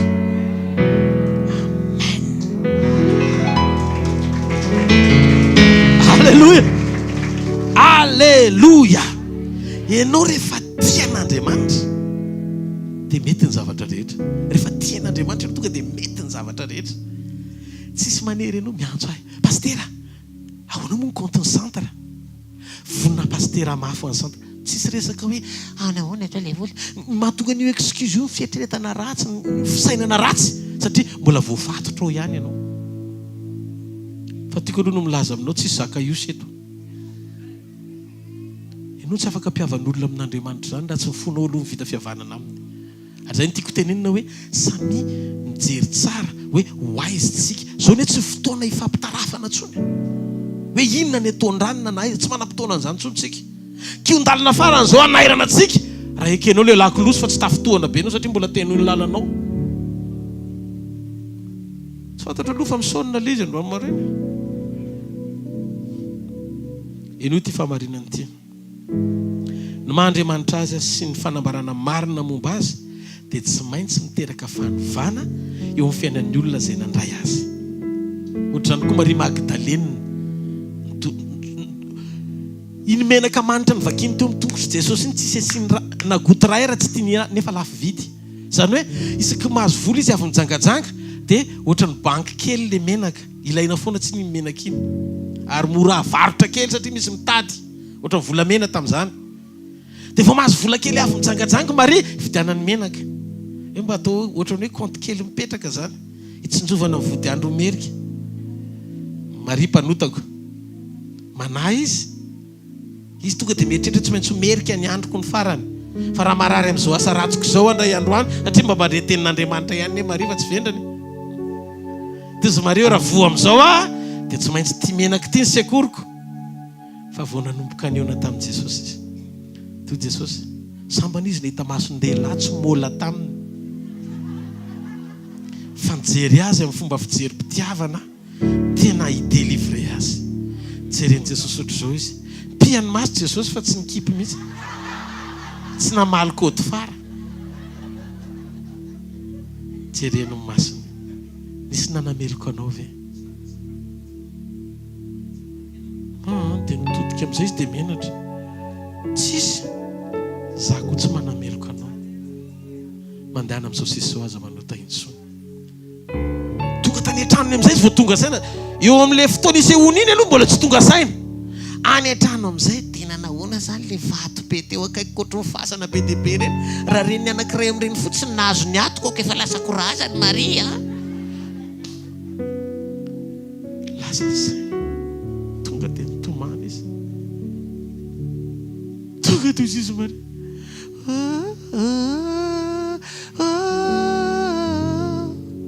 Very aratsy ihana.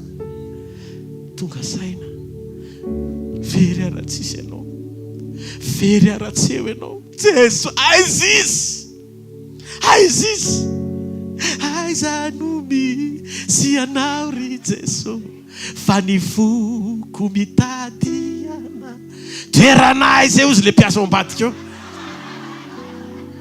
toeranay zanomba ahita lasy Maria niainga inona zavatra atao an-tsainy voalohany inona ny avaliko an Jehovah no nysorehetra zay nataony tamiko matoa mbola manakana anao tsy androso ny vidina jiramatsy voaray ny tambatra nandritry ny herintaona ohatra tsy voaloha ka zay no mahatonga anao milaza fa tsy niasa tao amin'ny fiainanao Andriamanitra dia zay no nampiembotra anao na misy zavatra mbola mampiembotra anao ny zavatra eny eto ambony tany mbola tsy maro-pototra ny fidiranao any an-danitra sy ny lanjan'ny famonjena ao anatin'ny fonao fa raha ianao le Maria teo ambavahoana amin'ny fahafatesana niona tamin'i Jesosy tsisy nininona omenao lanja fa vitanao manao sakrifisy ny zavatra rehetra hitadiavana azy ny ray sy ny Maria ny tahiry ndrendra tao anaty tavoahangy lasa izy nitady tia ny sarobidy-ndrindrato tia ny sarobidy-ndrindrato lasa izy niazakazaka unstoppable mandra-pahatonga teo amin'i Jesosy nefa ny antranona mpisorona izy vakily tsy andro nitsony ny amana an'izy fa mivakiny satria rehefa vahana izy mbola misy ambona menaka tavela fa rehefa vakiny tsy isy hatramin'ny takokany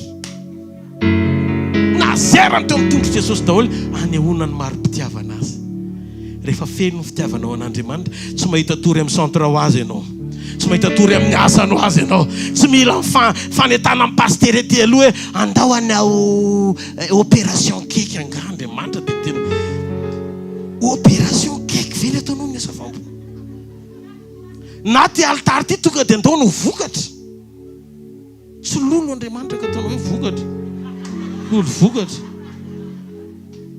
mananjanaka be dia be zay eto amin'ity tany ity afaka aneo amin'ny fanjakany mananjanaka be dia be zay eto amin'ity tany ity afaka aneo amin'ny voninany halleluja halleluja lasa opportunité ho amin'ny Maria zany adinony hoe ny vidina mamona rehetrarehetra no am'le menaka ny fiaretany tamin'ny tsy fahalalana ty kosa ngamba aloha mba ataoko départ adiny daholo ny départ vaovao fa ny menaka rehetra tena tongotry Jesosy daholo teo izy Jesosy ny alehibe ny fitiavanao Jesosy hitako lasa fitiavana le izy vo velany elony lehibe satria lehibe ny fitiavany teo Jesosy ny fatra ny famelana miankina ny fatra-paneho mpitiavana teo izy Jesosy manomboka androany na izy anay hitoriana n'ity filazantsara amin'ny fanjakan'Andriamanitra ity dia tsy maintsy resana ny nataonao zay mahatonga amin'ny resaka azy eto fa tsy tiako ary voasazy tsy maintsy mitory amin'ny Maria sy ny zavatra vitany tamin'ny fiovam-pony satria misy Maria be dia be tokony hovaina eto na lahy na vavy fa aza miteny indray hoe za tsy Maria Jean Neymar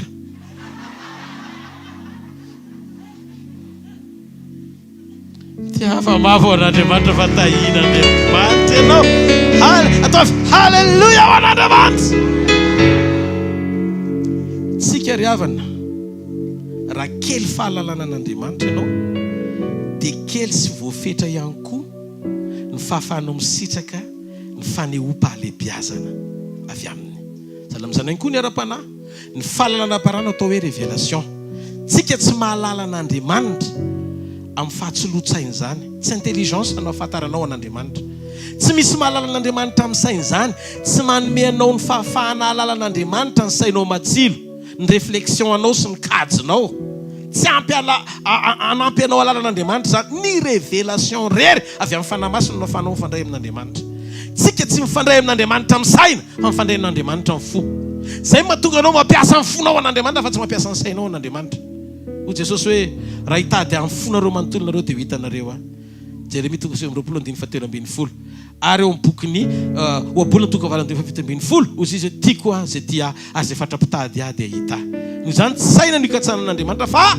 fo ka ny fanambarana ny fahalalana ny marina dia tsy natao azo n'izay manatsaina rehetra fa fahamarinana tsy niavon'ny olona kanefa ampahalalàn'Andriamanitra ho an'izay mangetaheta azy mila mangetaheta ianao mila misafidy ianao manazatra ny ao anatinao tena hitady an'Andriamanitra ny fonao manontolo tsy ny olona rehetra mamaky biografiko zao ohatra dia mahafantatra momba daholo anatin'ny biografia mety misy tantara feniko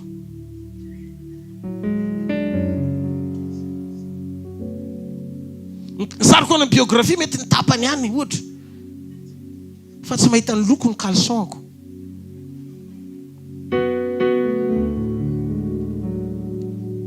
envetsika mety azonao jerenao anaty passportko ny sariko Nitarehako fa tsy taony tratrako. Ka ny teolojia dia maneho ny biografia an'Andriamanitra. Tsy atonga anao eo amin'Andriamanitra na alalan'Andriamanitra satria Andriamanitra tsy ao anaty siansa. Mikatsaka amin'ny fo ianao ara-panahy mba hahafahanao miombona amin'Andriamanitra, any Andriamanitra vao miseho sy maneho aminao ny maha-izy azy. Zany ny antony efa lehibe Jaona mpanao batisa matsilo saina be mihitsy mpamina ny faranzendrana. Nandritry ny taona ny ainany nanompo an'Andriamanitra tena mbola tsisy ereo fa izy ny lehilahy faran'izay lehibe indrindra amin'izay natera-be vavy. Kanefa nisy fotoana izy ao amin'ny Mateo 22:1-2 nanontany izy hoe ianao ve le andrasana sa mbola ho avy? Tsy nafantatra an Jesosy izy. Sainy hoe Jaona mpanao batisa lehibe ny tsy nanana révélation an Jesosy tsony tamin'ny farany. Kanefa tamin'izy tao ambohaka Elizabeta mibitaka nafantatra hoe ny mpamonjy ny tonga mamangy ao kibon'ny Maria. Hitanareo izy zazany ambohaka manana fatakarana noho ny olona antitra efa vita ministerany. Tsy saina le izy fara-panahy le izy tsy maharety eka ao an'Andriamanitra. Zany dia hitantsika vakio ao amin'ny bokin'ny Lioka toko 1 ny 9:7 dia dinganina ny 9:7. Le nlazaiko teo any amin'ny Jaona nandà Lioka toko 1:10 ka hatramin'ny Mateo toko 1:10 ka hatramin'ny 9:2. Zany mahatonga ilay zaza tao hoe Jaona mpanao batisa nalala sy nanana révélation amin'ny Jesosy noho ny Jaona mpanao batisa lehibe. Satria Jaona mpanao batisa lehibe be saina, efa nanomboka be saina amin'izay dia nanomboka nietsika ny saina. Nandiso an'ilay fahitana nomen'Andriamanitra azy tamin'ny farany. Niasa saina loatra. Fa tany ambohaka nefany ao amin'ny Lioka toko 1 io ary mipitaka ny zaza tato an-kipo kosa izy Elizabeta. Voaniona taminao aho. Hoy izy Joba toko 4:3 ka hatramin'ny 9:7. Tsy ny taona ny mahendry ny olona. Tsy ny taona ny mahendry ny olona fa ny fanahin'Andriamanitra ao amin'ny olona. Zay ny mahatsara ny communion. Ny communion anananao ny kalitaona fanambarana amaritra ny fisehoan'Andriamanitra sy ny fahatakarana anananao azy tena izy. Fa raha vao miezaka misambotra amin'ny saina fotsiny eo tao amin'ny fizarana ny titeny ity fa tsy vonona ny ampena izay zavatra torianao dia miala tsiny fa ho any amin'ny déviation lalana hafa mihitsy ditondranao an'ilay ministera. Ianao tsy afaka ny aina ny fisian'Andriamanitra midingana sy fahamarinana tsy hahalalànao azy zany.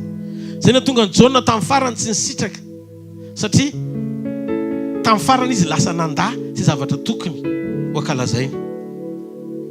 Fa maninona ny veritsy teo amin'ny fiangonana tsony ny finoana satria ozy izy ny Baiboly ny finoana dia avy amin'ny toriteny ary ny toriteny dia tsy zavatra hafa fa ny tenin'ny Kristy. Inona ny zavatra renesin'ny mpino eo amin'ny fitoriana ny tenin'Andriamanitra fa zay ny hamaritra ny fijoroana eo am-panomponan'Andriamanitra. Tsy tiako nareo kristianina mpandehandeha hieno zavatra hafa izay afinaritra ny sofonareo, fa tiako nareo kristianina miorina tsara mba ohatrohatra ny karazarazany rasalamy reny. Manaiky ho faty martiora ny finoany an'Andriamanitra. Ny finoa takiny eto tsy akory hoe maninona tsy mintsony miasa tsy ny famaritana amin'ny asa sehoan'Andriamanitra fa reny cadeau. Fa ny fijoroana amin'ny fifikirana amin'Andriamanitra na mafy aza ny manjo. Bravo finoana miorina zany tsy maharety eka ao an'Andriamanitra. Halleluja, halleluja. Ny zavatra renao dia manome hery mampiorina anao na mandavo anao na mamono ny finoanao. Rehefa manomboka tsy velona ny finoana dia mizara zay eken'ny saina fotsiny olona. Zany hoe inona ny eken'ny saina dia lasa mieritreritra amin'izay za pastera lazaiko eto. Manomboka amin'izay manomana toriteny inona mampetin'ny olona amin'izao andro farany zao. Fa tsy inona ny zavatra tian'Andriamanitra ho zaraina amin'izao andro farany zao. Zavatra torintsika dia tsy fandresen-dahatra fa fahamarinana manovantsika anana ny finoan'Andriamanitra. Tsy resy lahatra amin'ity teny ity fa na resy lahatra na tsy resy lahatra rehefa eo ny fahamarinana tonga ho ano. Azafatra mpitady ny mandresy lahatra sy ny tsy mandresy lahatra. Andao mihitsy aloha Jesosy aloha mihitsy aloha vakiko reto teny reto ka Timoty 2. Io ndray pastera Rodolphe indray zao n'olona zainy eo. Fa ko fantatrareo fa ny aparany any dia isy andro mahory.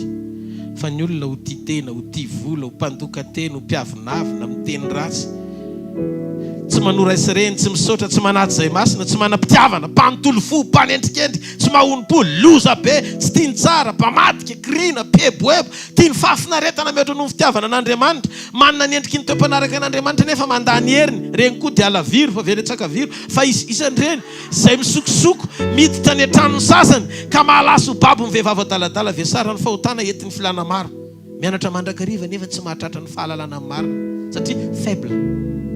Io fahamarin'io rehefa tena toriana ohatr' izany teneniko tsisy klema ohatr' izany, mana fotoanana ho an'ny olona mbola te-hitoyaka any amin'ny programany, fa faran'izay mahafinatra ny sofin'ny olona liana amin'ny fanovana. Andao ataontsika eo kaikaiky eo ihany Paoly nananatra Timoty faharoa toko 4:1 ozy izy mantsy an'i Timoty, eo anatrehan'Andriamanitra sy Kristy Jesosy Timoty izay tsara mivelona sy maty. Ohatrany hoe minino izany mihitsy Paoly mba marina mahafotana ohatry manao an'izany. Eno tsara eo anatrehan'Andriamanitra sy Jesosy Kristy Timoty izay tsara mivelona sy ny maty ary noho ny amin'ny fisehony sy ny fanjakany no ananarako. Zay izy vao miteny no ananarako anao maty, reto no antony ananarako anao mafy. Ary litsy hoe ananarako anao mora. Dia mety gaga ianao fa ary pasteur dolo ireo mitory teny masika, entitra fotsiny fa tsy masika. Proof raha masika tsisy mitsikinareo. Fandroany maraina miteny ny fanamasina izay tsy mitsiky tsy ameko.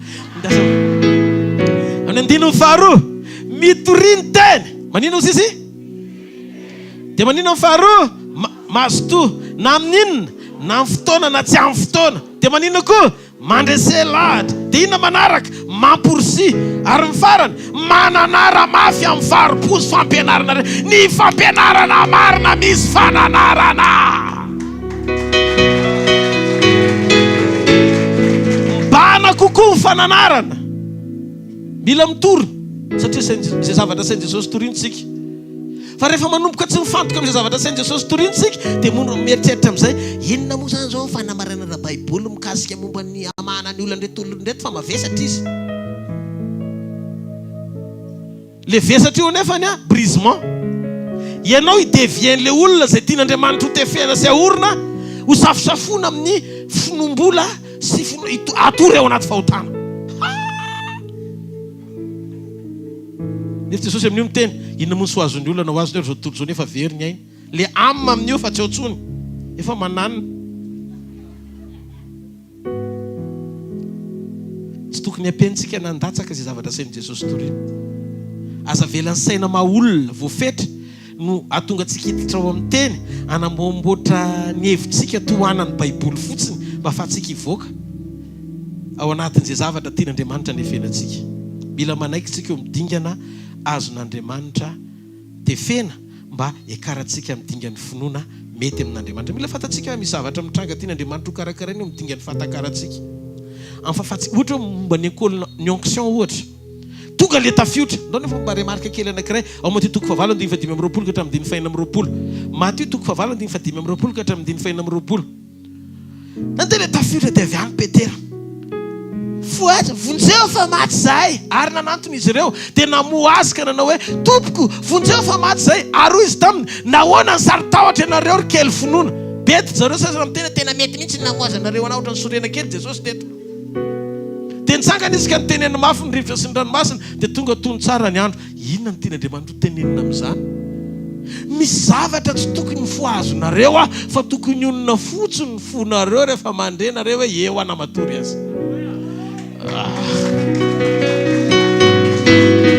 Satria raha ohatra ka ny taminy tsy bedy ireo io frazy voalohany io tsy haiko nareo ny tapany ary hoy izy taminy, nahoana ny sarotahotra ianareo ry kely finoana nahazo pakekely. Nidika an'izay Jesosy zany tsy nahazo aina tamin'ny fomba namoazany zareo anazy satria misy dingany fahatakarana efa tokony anana ny ranonahintandry zareo ny zavatra efa nataon'i Jesosy. Ka misy sekoly indraindray raha hiverenana ho afoana tapa, tsy mety miala amin'ny afoana ianao nefa tokony miampitany amin'ny be dia tsy mety. Ny finoana velona dia mampijoro anao napasahiny hibaiko tafiotra fa tsy mikoropaka miantso an'Andriamanitra.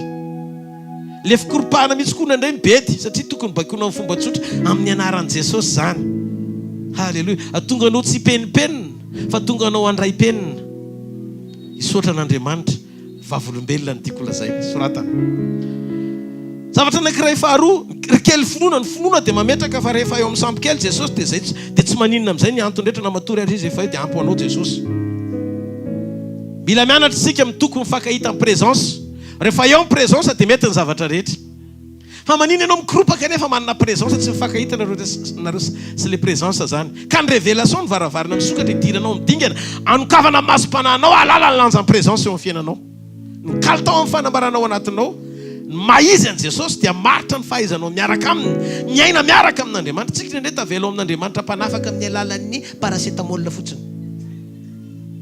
Fa tsy azontsika tsaina mihitsy hoe vitan'Andriamanitra manasitra tsy misy fanafody na opération.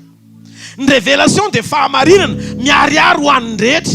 Fa ny fahazakan'ny olona anankiray ny révélation n'Andriamanitra amin'izay endrika isehoany dia misy ifandraisany amin'ny fahazava-tsaina mandray ny fahamarinana.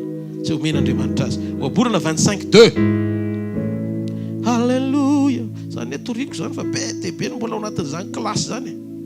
Ny antony voninahitr'Andriamanitra manafy ny zavatra, voninahitry ny mpanjaka kosa mamanta-javatra. Eny hoe Andriamanitra manafina fa ny olona no mamantatra. Zay no mahatonga an'ilay révélation tsy tonga ho azy satria zava-miafina io. Fa ianao mila mamantatra miditra ao amin'ny teny manehoan'Andriamanitra azy. Tsy mahareteka ho an'Andriamanitra.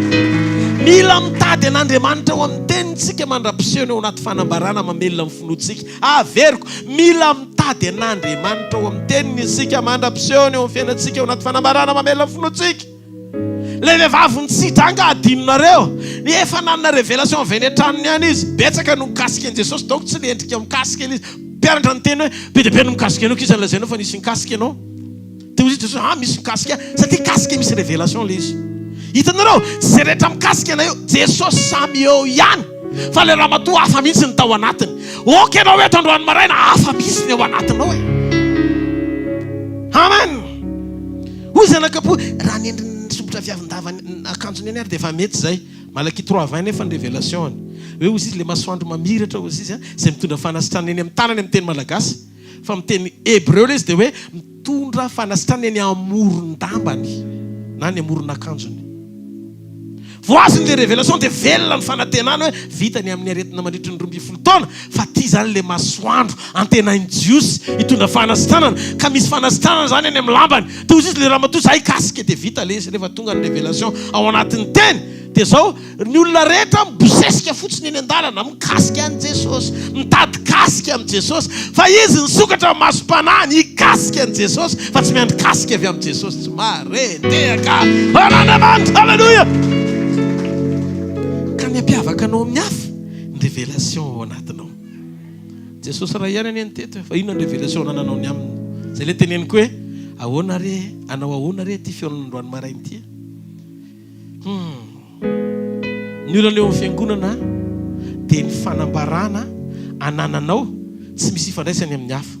Misy fotoana manara-dreny rano fotsiny nianatra atao amin'ny sekoly biblika dia etsy dia zao zany nahafantaran'Andriamanitra ny hafa an'Andriamanitra dia mibosy. Fa nanomboka tamin'ny confinement amin'izay ndana miditra lalindalina kokoa. Ataovy amen. Be dia be ny zavatra nitsian'Andriamanitra tamin'izay nisehony tamin'ny hafa. Hozy Andriamanitra tsy izy daholo rehetrarehetra tsy piana. Taitra be fa ahoana mifanamasina amin'ny mpampianatra tsara indrindra. Meko ohatra nareo nisy sambatelo lahy mandeha nanantony elefanta. Dia nentin'ny olona izy antaonao fa ela anao tsy nahita elefanta. Elefanta io elefanta io izy le mahita. Dia le jamba anankiray teo amin'ny rambony, jamba anankiray teo amin'ny kibony, tany amin'le likorona le ohatra nify be iny ny anankiray miondrika le elefanta. Dia le jamba anankiray ny safan'le le vangy be iny. Ina moa inarany pasteur? Le ohatra vangy kely. Dia nikasiany lohan'le izy. Dia hozy izy le olona ahoana fahitanao ny elefanta? Ay ve ny elefanty vangy lava be sady maranitra be. Satria ny masony tsy mahita fa zay tsapany tanany ny tenen'ny vavany. Tonga teo mikibony indray le anankiray. Ay ve ny elefanty koatra ny lamba mikorokorotra fotsiny malemilemy satria tsy hitany le izy fa mikibony savony. Le anankiray indray efa mba nahita serpent tany zany efa mba nataon'le hoe serpent tao amin'ny rambony. Ay ve ny elefanta serpent e. Satria tsy hitany ny angezan'le elefanta. Ao ve tsika ny ray ny tsapany rambony laza fa le elefanta biby lava. Ny faharoa ny tsampa mivanginy dia nilaza fa ny elefanta dia maranitra tahaka an'izany atsipika na ohatrany hoe ohatrany taolana na ohatrany vato. Ny anankiray fahatelo ny tsampa kibo dia nilaza fa ny elefanta dia malemilemy salan'ny éponge lamba mikorokoritra. Samy elefanta ray aina nefa ny fahatsapana fa namaritra ny izy dia vokatra izay omle ny tazony momba ny elefanta. Angamba ianao mety ny tsapa rambony amin'izay révélation voarainao.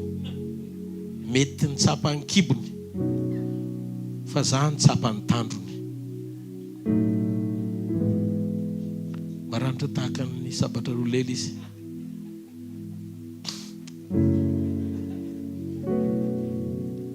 Aza mitoetra amin'ny révélation mampidina anao ra-panahy zany. Sahi miditra mivedika mpitombo anao. Afaka hitombo manokana ianao mihoatra lavitra noho ny hafa amin'ny alalan'ny fanomezanao toerana iombonana amin'Andriamanitra ao amin'ny teniny. Mengavy ianao manomboka androany aza matory zany raha tsy mihaino tenin'Andriamanitra, raha tsy mamaky tenin'Andriamanitra, raha tsy mivavaka amin'Andriamanitra. Mengavy ianao. Halleluja. Aza mionona fotsiny amin'ny zavatra omeko eto. Nandray misy antsian'Andriamanitra anao kely eny am-pandriana any amin'izay zavatra rehetra omeny halalanao ny marina ampiombonanao aminy. Normalement tena fahamarinao ambadika ity teny ity ampiorina ho géant ara-panahy. Tena enitsy ianao hoe olona misy zavatra enao dia ny olona rehetra mikoropaka daholo, ianao tsy taitra tsy maika kanefa ianao tsy tary zany. Amen. Satria misy Andriamanitra manohana anao. Ohatr'izany koa Bartimeo. Bartimeo zany azo révélation na tonga azy teny ivelany satria ny jamba tsy mahazo miditra ny tanàna. Dia zay mahatonga azy any ivelany. Davida mihitsy ny teny hoe ny jamba sy ny mandringa olo tsy miditra amin'ity tanàna ity. Fa zao ny zavatra nitranga. Tonga sainy Bartimeo, Jonatana zanaky Mefiboseta zanaky Jonatana mandringa fa nampidiriny tao an-trano niarana sakafo taminy vokatry ny fanekeny tamin'ny Jonatana ray hoe tsy mahazo manara ny tanànaky Jonatana zany izy fa tsy maintsy misy ray izy soa. Nampidiriny mpanjaka tao an-trano dia niara-ninona tamin'ny Jonatana ny Mefiboseta. Dia ozy izy Bartimeo misy jamba ny jamba ozy izy mbola tsy hitako hoe tafiditra. Noho izany Mefiboseta ny anankiray, zany anankiray ozy Bartimeo. Vao nandalo Jesosy dia ozy izy rehefa avy eo, ry Jesosy Kristy zanaky Davida, zanaky Davida ny natsony satria Davida ny tsy napiditra ny jamba ao an-tanàna. Fa raha te hiditra ao an-tanàna zany dia tsy maintsy mahiratra noho izany ny solution any amin'ny taranaky Davida izay nametraka an'ilay fanekena voalohany any. Dia izy rehefa avy eo décodé io satria ny antony za jamba tokony hiditra raha tafiditra Mefiboseta. Dia ozy Jesosy hoe mijanona, inona ny tianao fa ataoko aminao? Miahiratra indray. Azony sa tsy azony? Zay tsy azony izanizy, azonao tovozonao amin'ny teny tsy marety kao an'Andriamanitra. Halleluja. Halleluja. Ka androany maraina misy révélation ao anatin'ny sainao. Misy fanambarana any amin'ny Jesosy lalina ao anatin'ny fonao. Andriamanitra, ny anjely omaly zany anteneniko omaly. Ny révélation momba ny anjely tsika tsy natao hianatra anjely zany. Mahalala fotsiny tsika fa misy anjely manohana antsika. Amen. Fa aza mianatra ianao izy ny anarana manjary teniteny foana ianao zay lazay Baiboly fantatra ihany zay voizina Gabriel hvkl atreo aloha. Fa aza atao hoe Anaël hvkl. Hitarinao eo le izy. Aza nahita ny anina dia anina ny anarana nitodika izy dia niteny tamiko izy ny anaranao dia nananina. Za zao eto mahita anjely be dia be. Tsy problemako, nahitako izy na tsy hitako. Fa rehefa mijoro amin'ny fahatahoran'Andriamanitra tsy maintsy mitoby manodidina. Ny anjelin'i Jehovah mitoby manodidina an'izay matahotra azy fa tsy hoe pasteur akory. Tsy miteny Baiboly ny anjelin'i Jehovah mitoby manodidina amin'ny pasteur na évangéliste na apôstôly. Zay matahotra azy. Noho izany raha te ho isan'ny candidat na candidate didin'ny anjely aho dia tsy maintsy miditra ao anatin'ny fanekeny ny fahatahorana an'Andriamanitra. Zay fotsiny. Ho an'ny rehetra le izy. Fa tsy za tsy ohatrany hoe za mody manoatra ny mpaminany be satria zany ndray ny Elisa ny andro farany. Nefa Elisa tandindon'i Jesosy dia hoe raha tsy manantona ianao dia protection sous protection sous protection. Mba ny fiarovako ianao raha tsy eo akaikiko dia tsy natao azon'ilay anjely misy kalita zato manana arma spécial. Avelao Andriamanitra metraka arma spécial any eo amin'ny fiainako fa za tsy te hita an'izany so mampriaria zany so lasa superstar plus que Jésus eo ahako.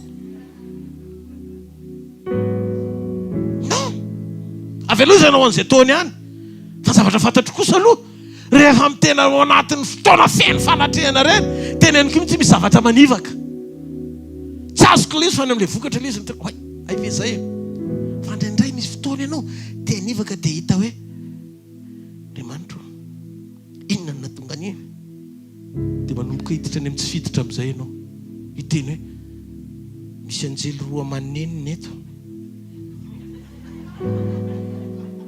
ny ray ohatry ny atao ambadimbadika ato manampy an'ny tonton Fortuna akaiky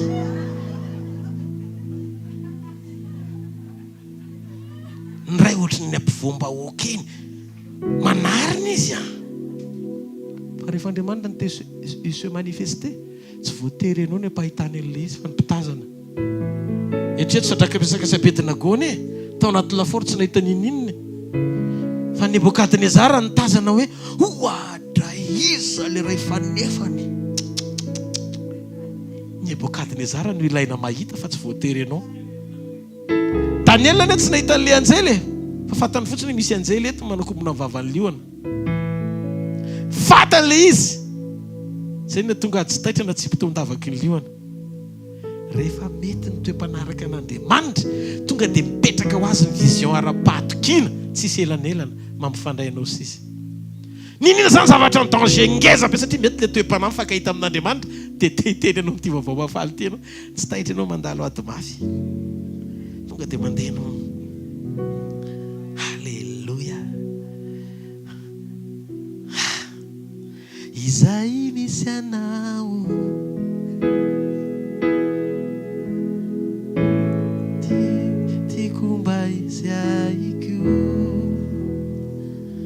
Yarapaliaminao sinivuninaita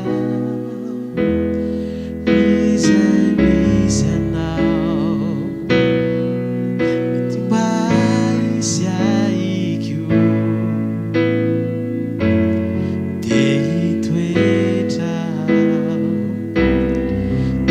deitoetra nilanao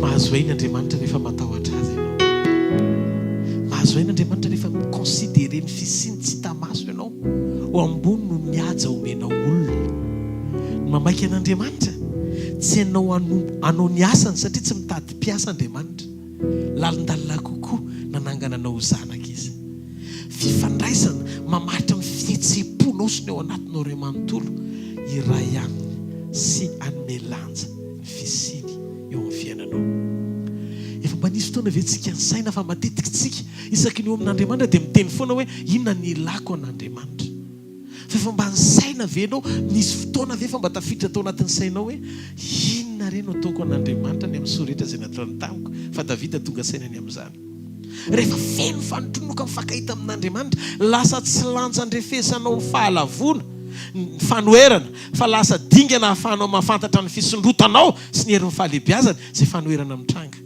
dia ozy izy Davida mpanjaka zay le fanombohantsika teo Jehova no mpiandry ahy tsy mba misy atahorako alefaso aloha zay mba mahay hoe anao Jehova mpiady mahery ndry rovana azy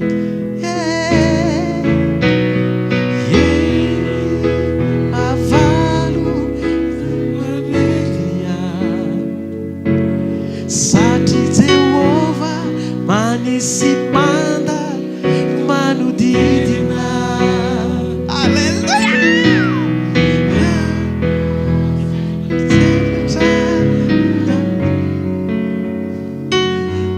filaripona satria Jehova mitana izy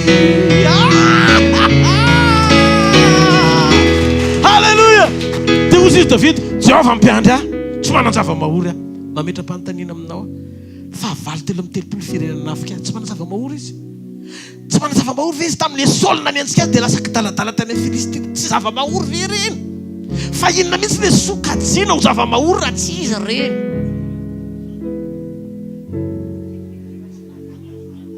Zany le finoana tiako ao anatinao, zany le finoana tiako ao anatinao. Tsy le finoana mora ketraky reny. Jehovah sisa tombo, zao irery sisa.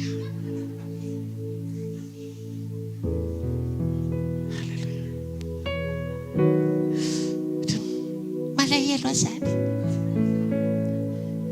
Fa inona dolona talovako andreny zavatra ny tanga be dia be reny Andriamanitra. Ihany namana antenaina tsy hita.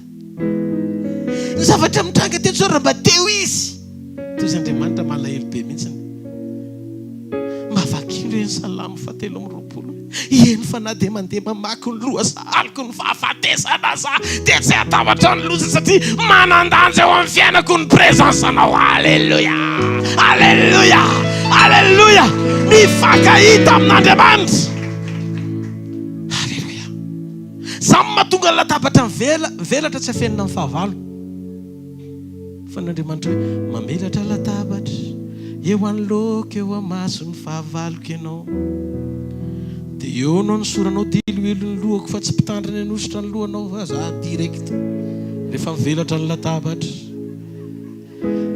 Eo anao menoanao ny kapoko ako amin'ny fahasoavana za direct fa tsy ny dekono. Dia ozy izy eo imaso ny fahavalo le resaka anao ataoko. Amin'ny ositra ny fahavalo roasina hoe miala amin'ny anaran'i Jesosy. Fa mifanondrona mpandraisana amin'ny fahavalo invitena miditra miaraka amin'ny olona eo amin'ny latabatra mba hampipitrapitra ny maso ny ahita. Fa zany miaraka aminao noho izany tsy maintsy manaiky izy. Na tsy roasina ho ara-tonga dia miala ho azy izy. Halleluja, halleluja. Satria hotronony ianao. Amen, amen. Androany maraina mivelatra ny latabatra. Io ianao tonga miaraka amin'ny olana sy ny fahavalo zay nety nampahory ianao hatramin'izay io. Fa androany tsy niositry ny mpitandrina no ampiasaina, tsy ny herin'Andriamanitra ny fanetsehana an'izany no ampiasaina. Fa androany maraina amin'ny anaran'i Jesosy le mpanasa tokana sady marina miaraka amintsika eto izy. Satria izy nilaza fombantsika mandrakariva ambara-pahatonga ny fahataperan'izao tontolo izao. Ary no ny heriny sy ny fahefany androany maraina azoko antoka ny fanateny fa tsy isy fahavalo tafatoetra rehefa mitsanga an'Andriamanitra. Halleluja, halleluja. Reo naketraka ny fonao, reo naketraka ny fanahinao, reo naketraka ny ainao androany maraina mivaliny. Satria ozy Jesosy amin'ny fotoana mifandraisana aza mahatsiaro le problème tsony, aza mahatsiaro le fanoherana tsony, aza mahatsiaro le ady mafy tsony. Fa zao no ataovy atsiarovana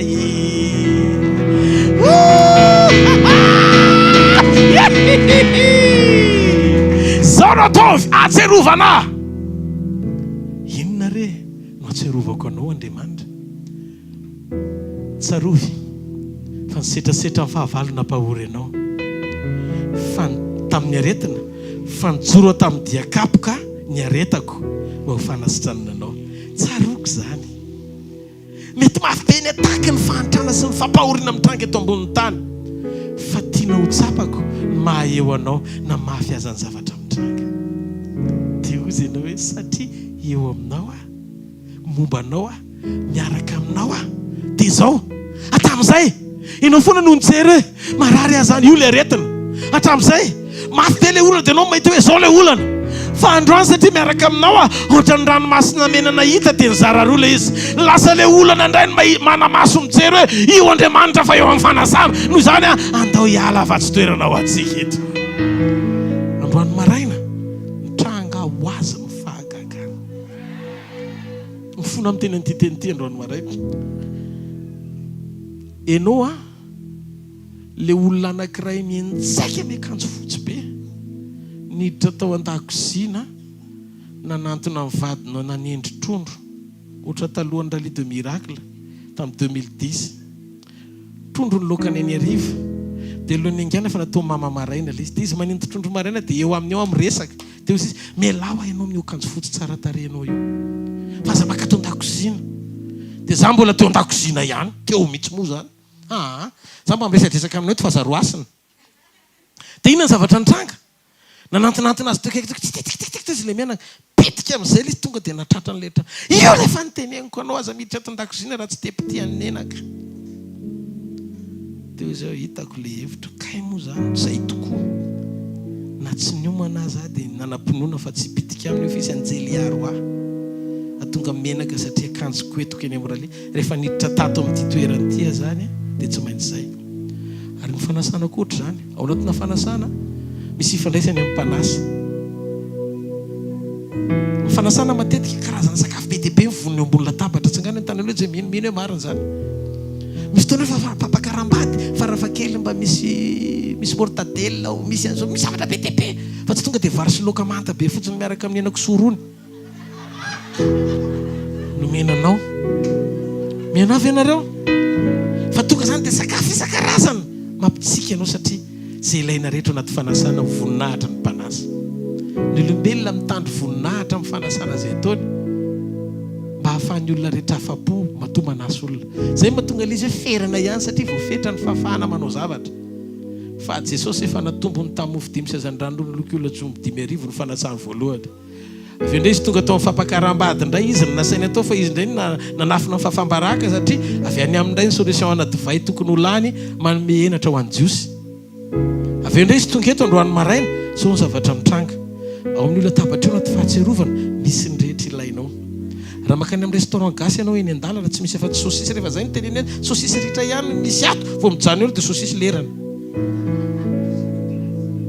na tsy tianao ara li dia tsy maintsy mihina sosisy nao ranoana satria zay misy ao fa niny Jesosy mivelatra eo daholo ny zavatra rehetra misy famindrapo eo misy sosina fitiavana eo misy ingrédients fahasoavana voniny ery misy ny ery lasary pitahina misy rogayana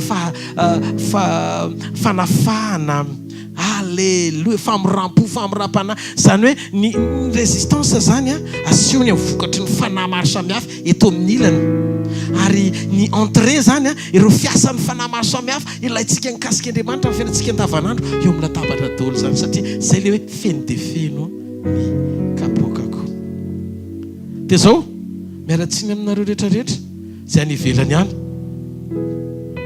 foatrananareo za zao raha tsy teo piti amin'ny menaka dia tsy tokony hiditra tao an-dakozina raha tsy tianao no afaka tsy tokony tety ianao androany diso adresy ianao zany androany satria ny amin'ny toerana tsy tokony nandehananao tena mifona aminareo fa tsy maintsy afaka lanao tena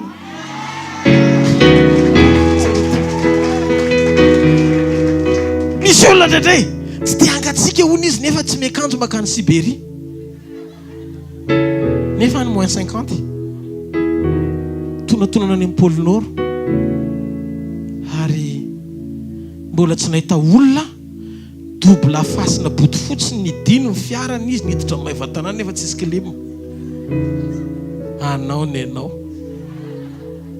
androany maraina koa sokafony ao anatinao fety amin'ny présence n'Andriamanitra amin'ny fahafikisa-pifaliana ary eo an-tany akavanana ny fahafinaretana mandrakizay jereo masony eo kaikinao miova ny zavatra rehetra satria ny mpanasanao androano tompony zavatra rehetra ndaotsika ity an-tanana mafy eo an' Jesosy halleluia halleluia tsangany eo amin'ny toerana misy ianao afofany amin'ny lanitra ny tananao dia misaora azy amin'ny fonao manontolo makasitraka tompo ny amin'ny fotoana androany manome voninahitra anao any amin'ny fisiny ty fivoriany ity zay amanginao amanokana nairanao amanokana iombona tanteraka aminao oka ny fony zay rehetra anao na sy mangetahita ny fahamarinana androany ovokisana tompo matsiazo iny famindram-ponao raha misy tolona namaivanana iny fanatrehanao tonga zay nasainao androany satria ianao mbola tonga mandraka androany raha mbola isan'ny velona zay mbola misy antenaina afaka piasan'ny fona ibebaka marina tahaka ny Zakaiosy tena niona taminao tahaka Maria Magdalena tena niona taminao tsy ny raha tsy vitanainy tsy vitanao ny amelazy fa ny fona miziriziry amakeloko ny sakasitranao fa androany zay verina aminao Andriamanitra tena miverina ny fona imanontolo anatin'ity fandraisany ity Diovy zay ho afa-pahotana esoro zay ho afa-keloko esoro lavitra ny fiainanay zay tolo tsy nambolenao vonizay Jesosy tena iova, tsisy arakaraka tsony. Eny Tompo, mba ho marina aminay ireo zavatra mitoriana teto androany, hoentinay mody iombonanay tanteraka aminao. Nona fanahy ianao Jesosy. Atovy tsapanay fa tsy mandrakizay ny tany Jesosy. Atovy tsapanay fa ny tena fiainana orina ny fahafatesana, fa manomboka amin'ny fiainana eto ambonin'ny tany. Mandrakizay ny fiarahanay aminao. Sy ny mpanekena ny takinao aminay tena iorina marina ho kristiana authentique, tena izy. Fa tsy hoe kristiana saritsara ny mahalala ny Jesosy fotsiny. Sahany Jesosy nefa tsy fantatra hoe ho aiza. Tompo androany, eto ianao tahaka le nidiranao niarany sakafo tamin'ny Zakaiosy koa. Mety misy Zakaiosy eto androany tianao iova tanteraka. Sa hijoro amin'ny fanonerana ny ratsy rehetra fa anao ny sitraponao. Fantatra Tompo, fa sarobidy aminao zao fotoana androany maray zao. Vangio ny fony tsirairay avy. Raha ny ratsy vita tsisy ajoro eto izay menakavy, fa amin'izy rehetra za ny ratsy indrindra. Fa noho ny famindram-ponao dia najoronao Andriamanitra, namindranao fo toy ny tsy nisy ny zavatra lasa rehetra, satria nanokatra amin'ny foko halalana ny asabidiny mandrakizay. Aza amin'ny fitiavana mahantra zany Andriamanitra. Ny tiako isokafany tsiray avy koa androany, iombonan'izy ireo fofana aminao Andriamanitra marina. Teneny Jesosy androany, tia tombo anatona anao androany. Amin'ny foko sy ny fanahiko rehetra, resy ny teninao milanao Jesosy, maniry fatratranao aoka hitoetra tao boky ny fahamarinanao. Soraty eo amin'ny boky ny fiainana indray ny anarako. Tena manapa eo amin'ny fiainako. Omeko anao momba manontolo manjaka Jesosy, ny famindramponao, ny famelan-kelokao, ny ranao sarobidy anaty ho andro any maraina. Sotra Tompo, fa ty ahy ianao. Amen. Halleluja. Jesosy Tompo tamin'ny alina zay namadiana azy dia nandray ny mofo izy. Rehefa nisaotra izy dia nivakiny dia izy tia ny tenako izay vakina ho anareo. So nataovy ho fahatserovana misora azy.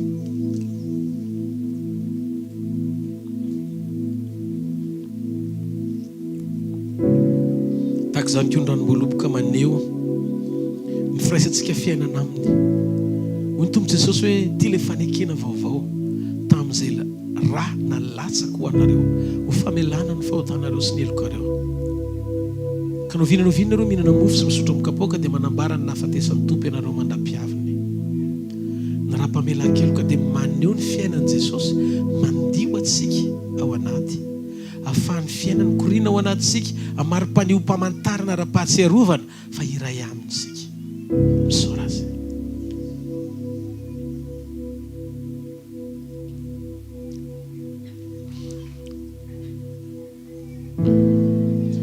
Afofany amin'ny lanitra ny tanao dia misoran'Andriamanitra ny fonao ray manontolo.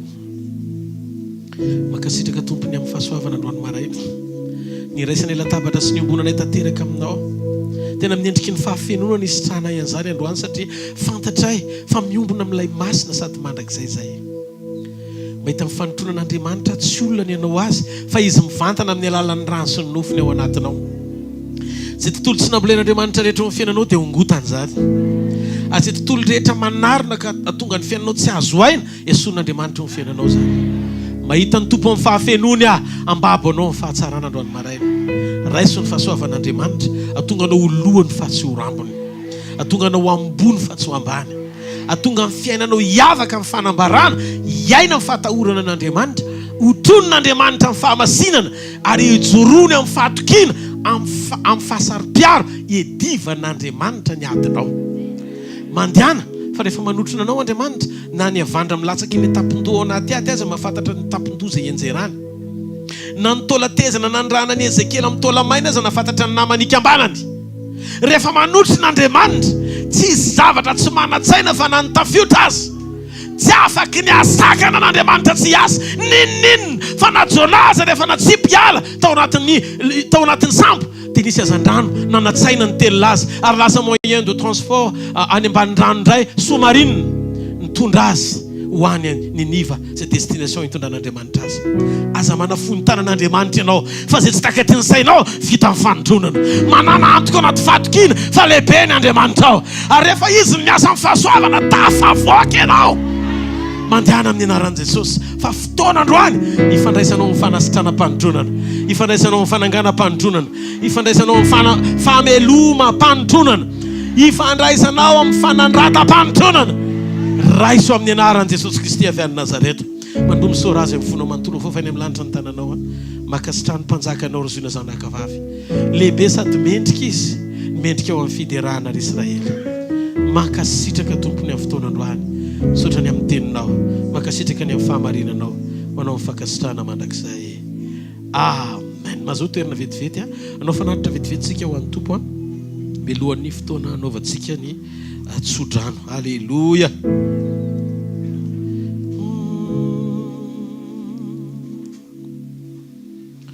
Alleluia. Tiako ianao tompo, tsy mba nafoyany famindram-pona ny tananao, miazona ny fiainako,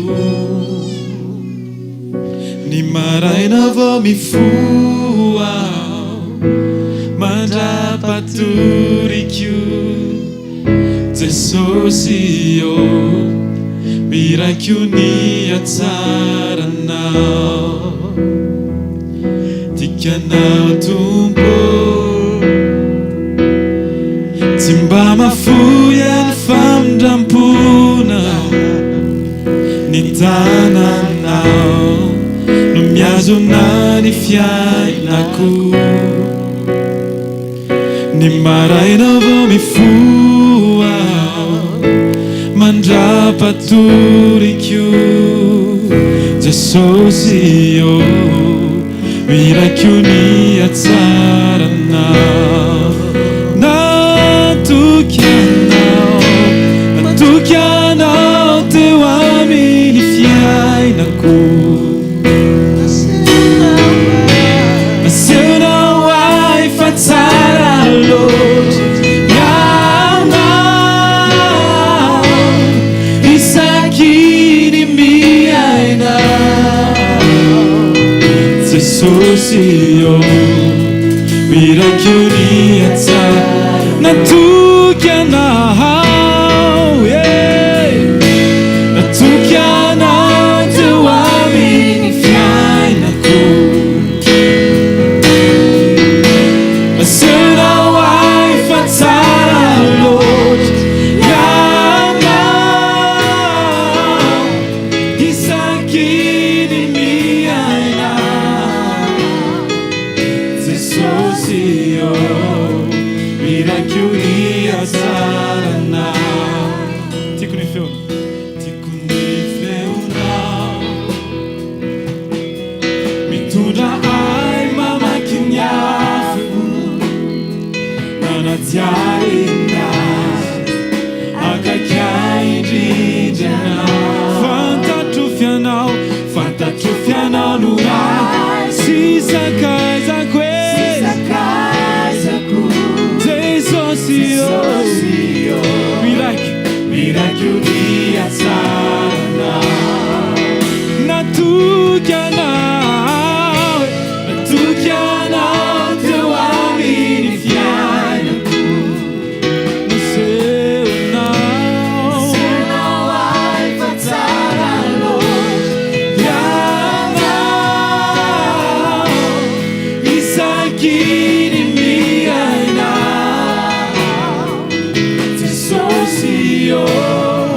miraiko ny atsaranao. Natoky anao teo amin'ny fiainako, naseonao ahy fa tsara loatra ianao, isaky ny miainao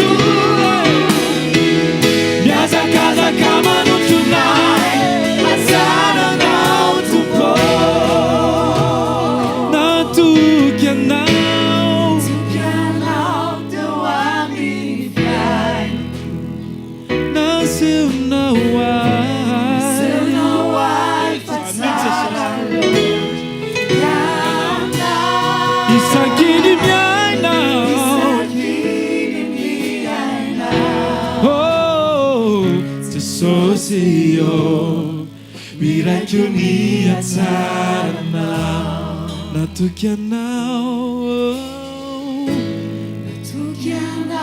teu amini fianco, nasceu na uai, tsara loja, isakiri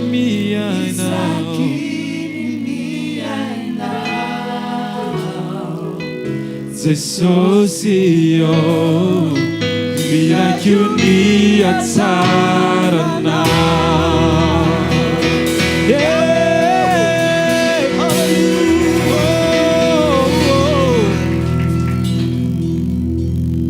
Jesus, neny sapanay ny sapabidy ny fitiavanao anay. Matsiaro zay tany mazanga Jesosy. Ny fiazakazahanao teo amin'ny selina Jesosy. Ny fanotronanao teo amin'ny selina. Ny kasianao vehivavy jamba anankiray. Nampahiratanao azy. Tsisy mivavaka ho azy vehivavy zany. Tsisy nangataka ho an'ilay vehivavy fa fanotronanao teo amin'ny fanatrehanao nanafaka azy. Mangataka Jesosy androany hotronony ny tsirairay avy. Aoka ny tsirairay avy anana fahatsapana ny fanotronanao androany. Nanan'izy ireo fahatsapana. Fa eto ianao Jesosy. Kasio ny fiainany Andriamanitra. Atreo amin'ireo zavatra faran'izay bitika indrindra ka hatramin'izay velona fa goavana indrindra. Satria Andriamanitra olombelona ety ambany masoandro zahay. Misy ady hatrehana, misy zavatra marobe mifamaofao hoentin'ny fahavalo amin'ny lina amin'ny fifatohanay tsy hifantoka aminao. Tompo Jesosy tehirizo ny tsirairay avy. Tehirizo zay amin'ny fiombonana aminao. Aza vela ho fifaliana vetivety ny fotoanandroany maraina. Na fahamarinana mandalo ary raiketo ho amponay ny teny. Na any ampandriny zay amin'ny alina. Na mifoha zay amin'ny atoandro. Na makany ampiasana zay naiza toerana misy anay. Ataovy sapanay fa eo foana ianao. Mino atompo androany maraina fa ny marary rehetra ny sitranonao. Ny osa rehetra nampatanjahanao. Zay reraka rehetra nomenao hery ary zay rehetra miravoravo tanana nampaherezinao. Sotra tompo androany fa niasa mahery teto ianao. Tsy olombelona ny asa teto Andriamanitra ary tsisy fantsony zany teto. Fa ianao nanao zay tianao tao satria fanazanao androany Jesosy. Sotra fa namela marika ianao. Halleluja. Halleluja. Dao tsika hitsangana eo amin'ny toerana misy antsika. Dao tsika hiteny amin'ny Jesosy hoe za Jesosy matoy zao tsy hoe za ny indrindrindra, tsy za ny mahay indrindra, tsy za mendrika indrindra, fa noho ny fahasoavanao matoy zao Jesosy. Halleluja. Fara izao luto izao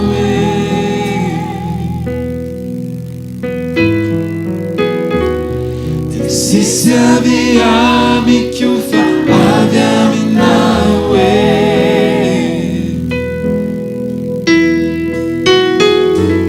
sole zinuzina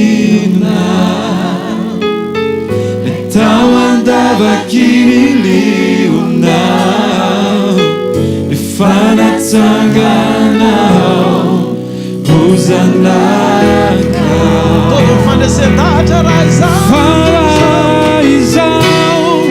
Faraizão, muito Isaue.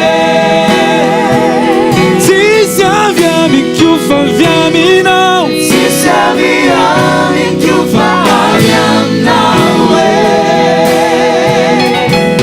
Somente non dá, oh Jesus Senhor.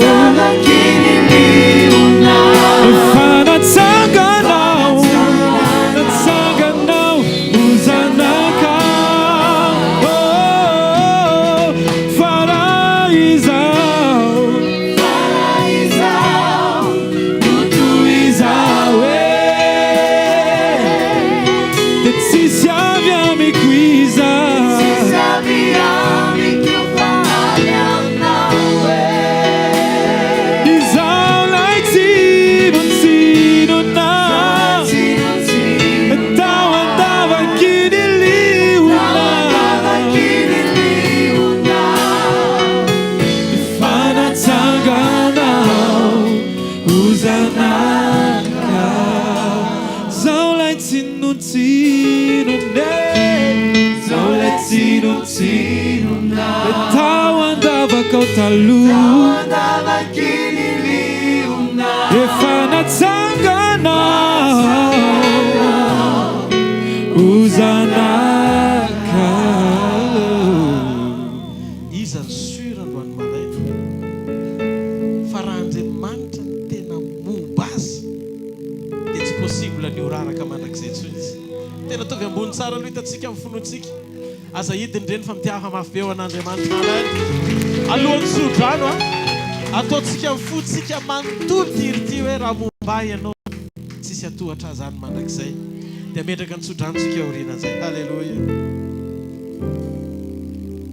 ianao Jesosy ny mahalala ny tsiraray avy ry ianao ny ankinana isan'andro isan'androandriamanitra dia ko ianao azo aina tanteraka ao anatin'ny tsiraray avy Andriamanitra. dia rahantsika manao zany raha momba ianao. Halleloja. raha momba ianao izano atohitra nilakianao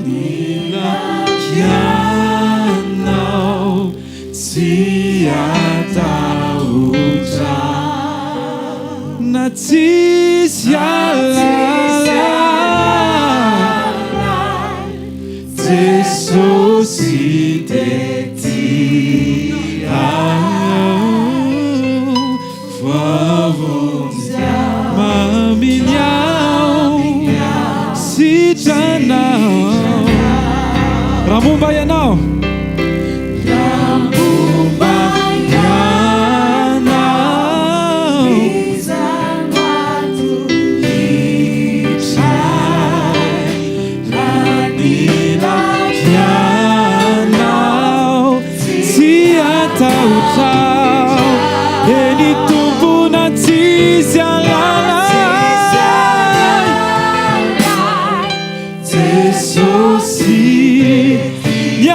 Jesosy de tiai vavundiao maminiao sitranao ianao izano atohitrai ianao tsy atahotra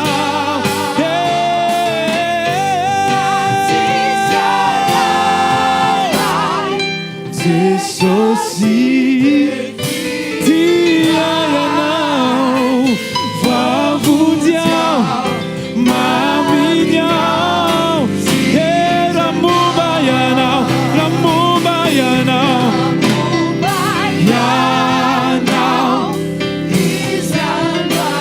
tsisy atatohitrai tsy atahotra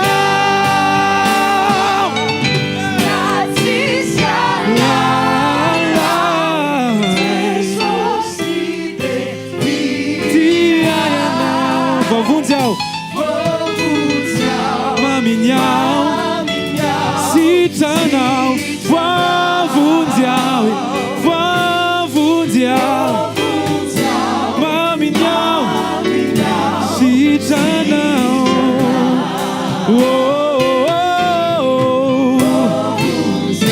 maminiao sitranao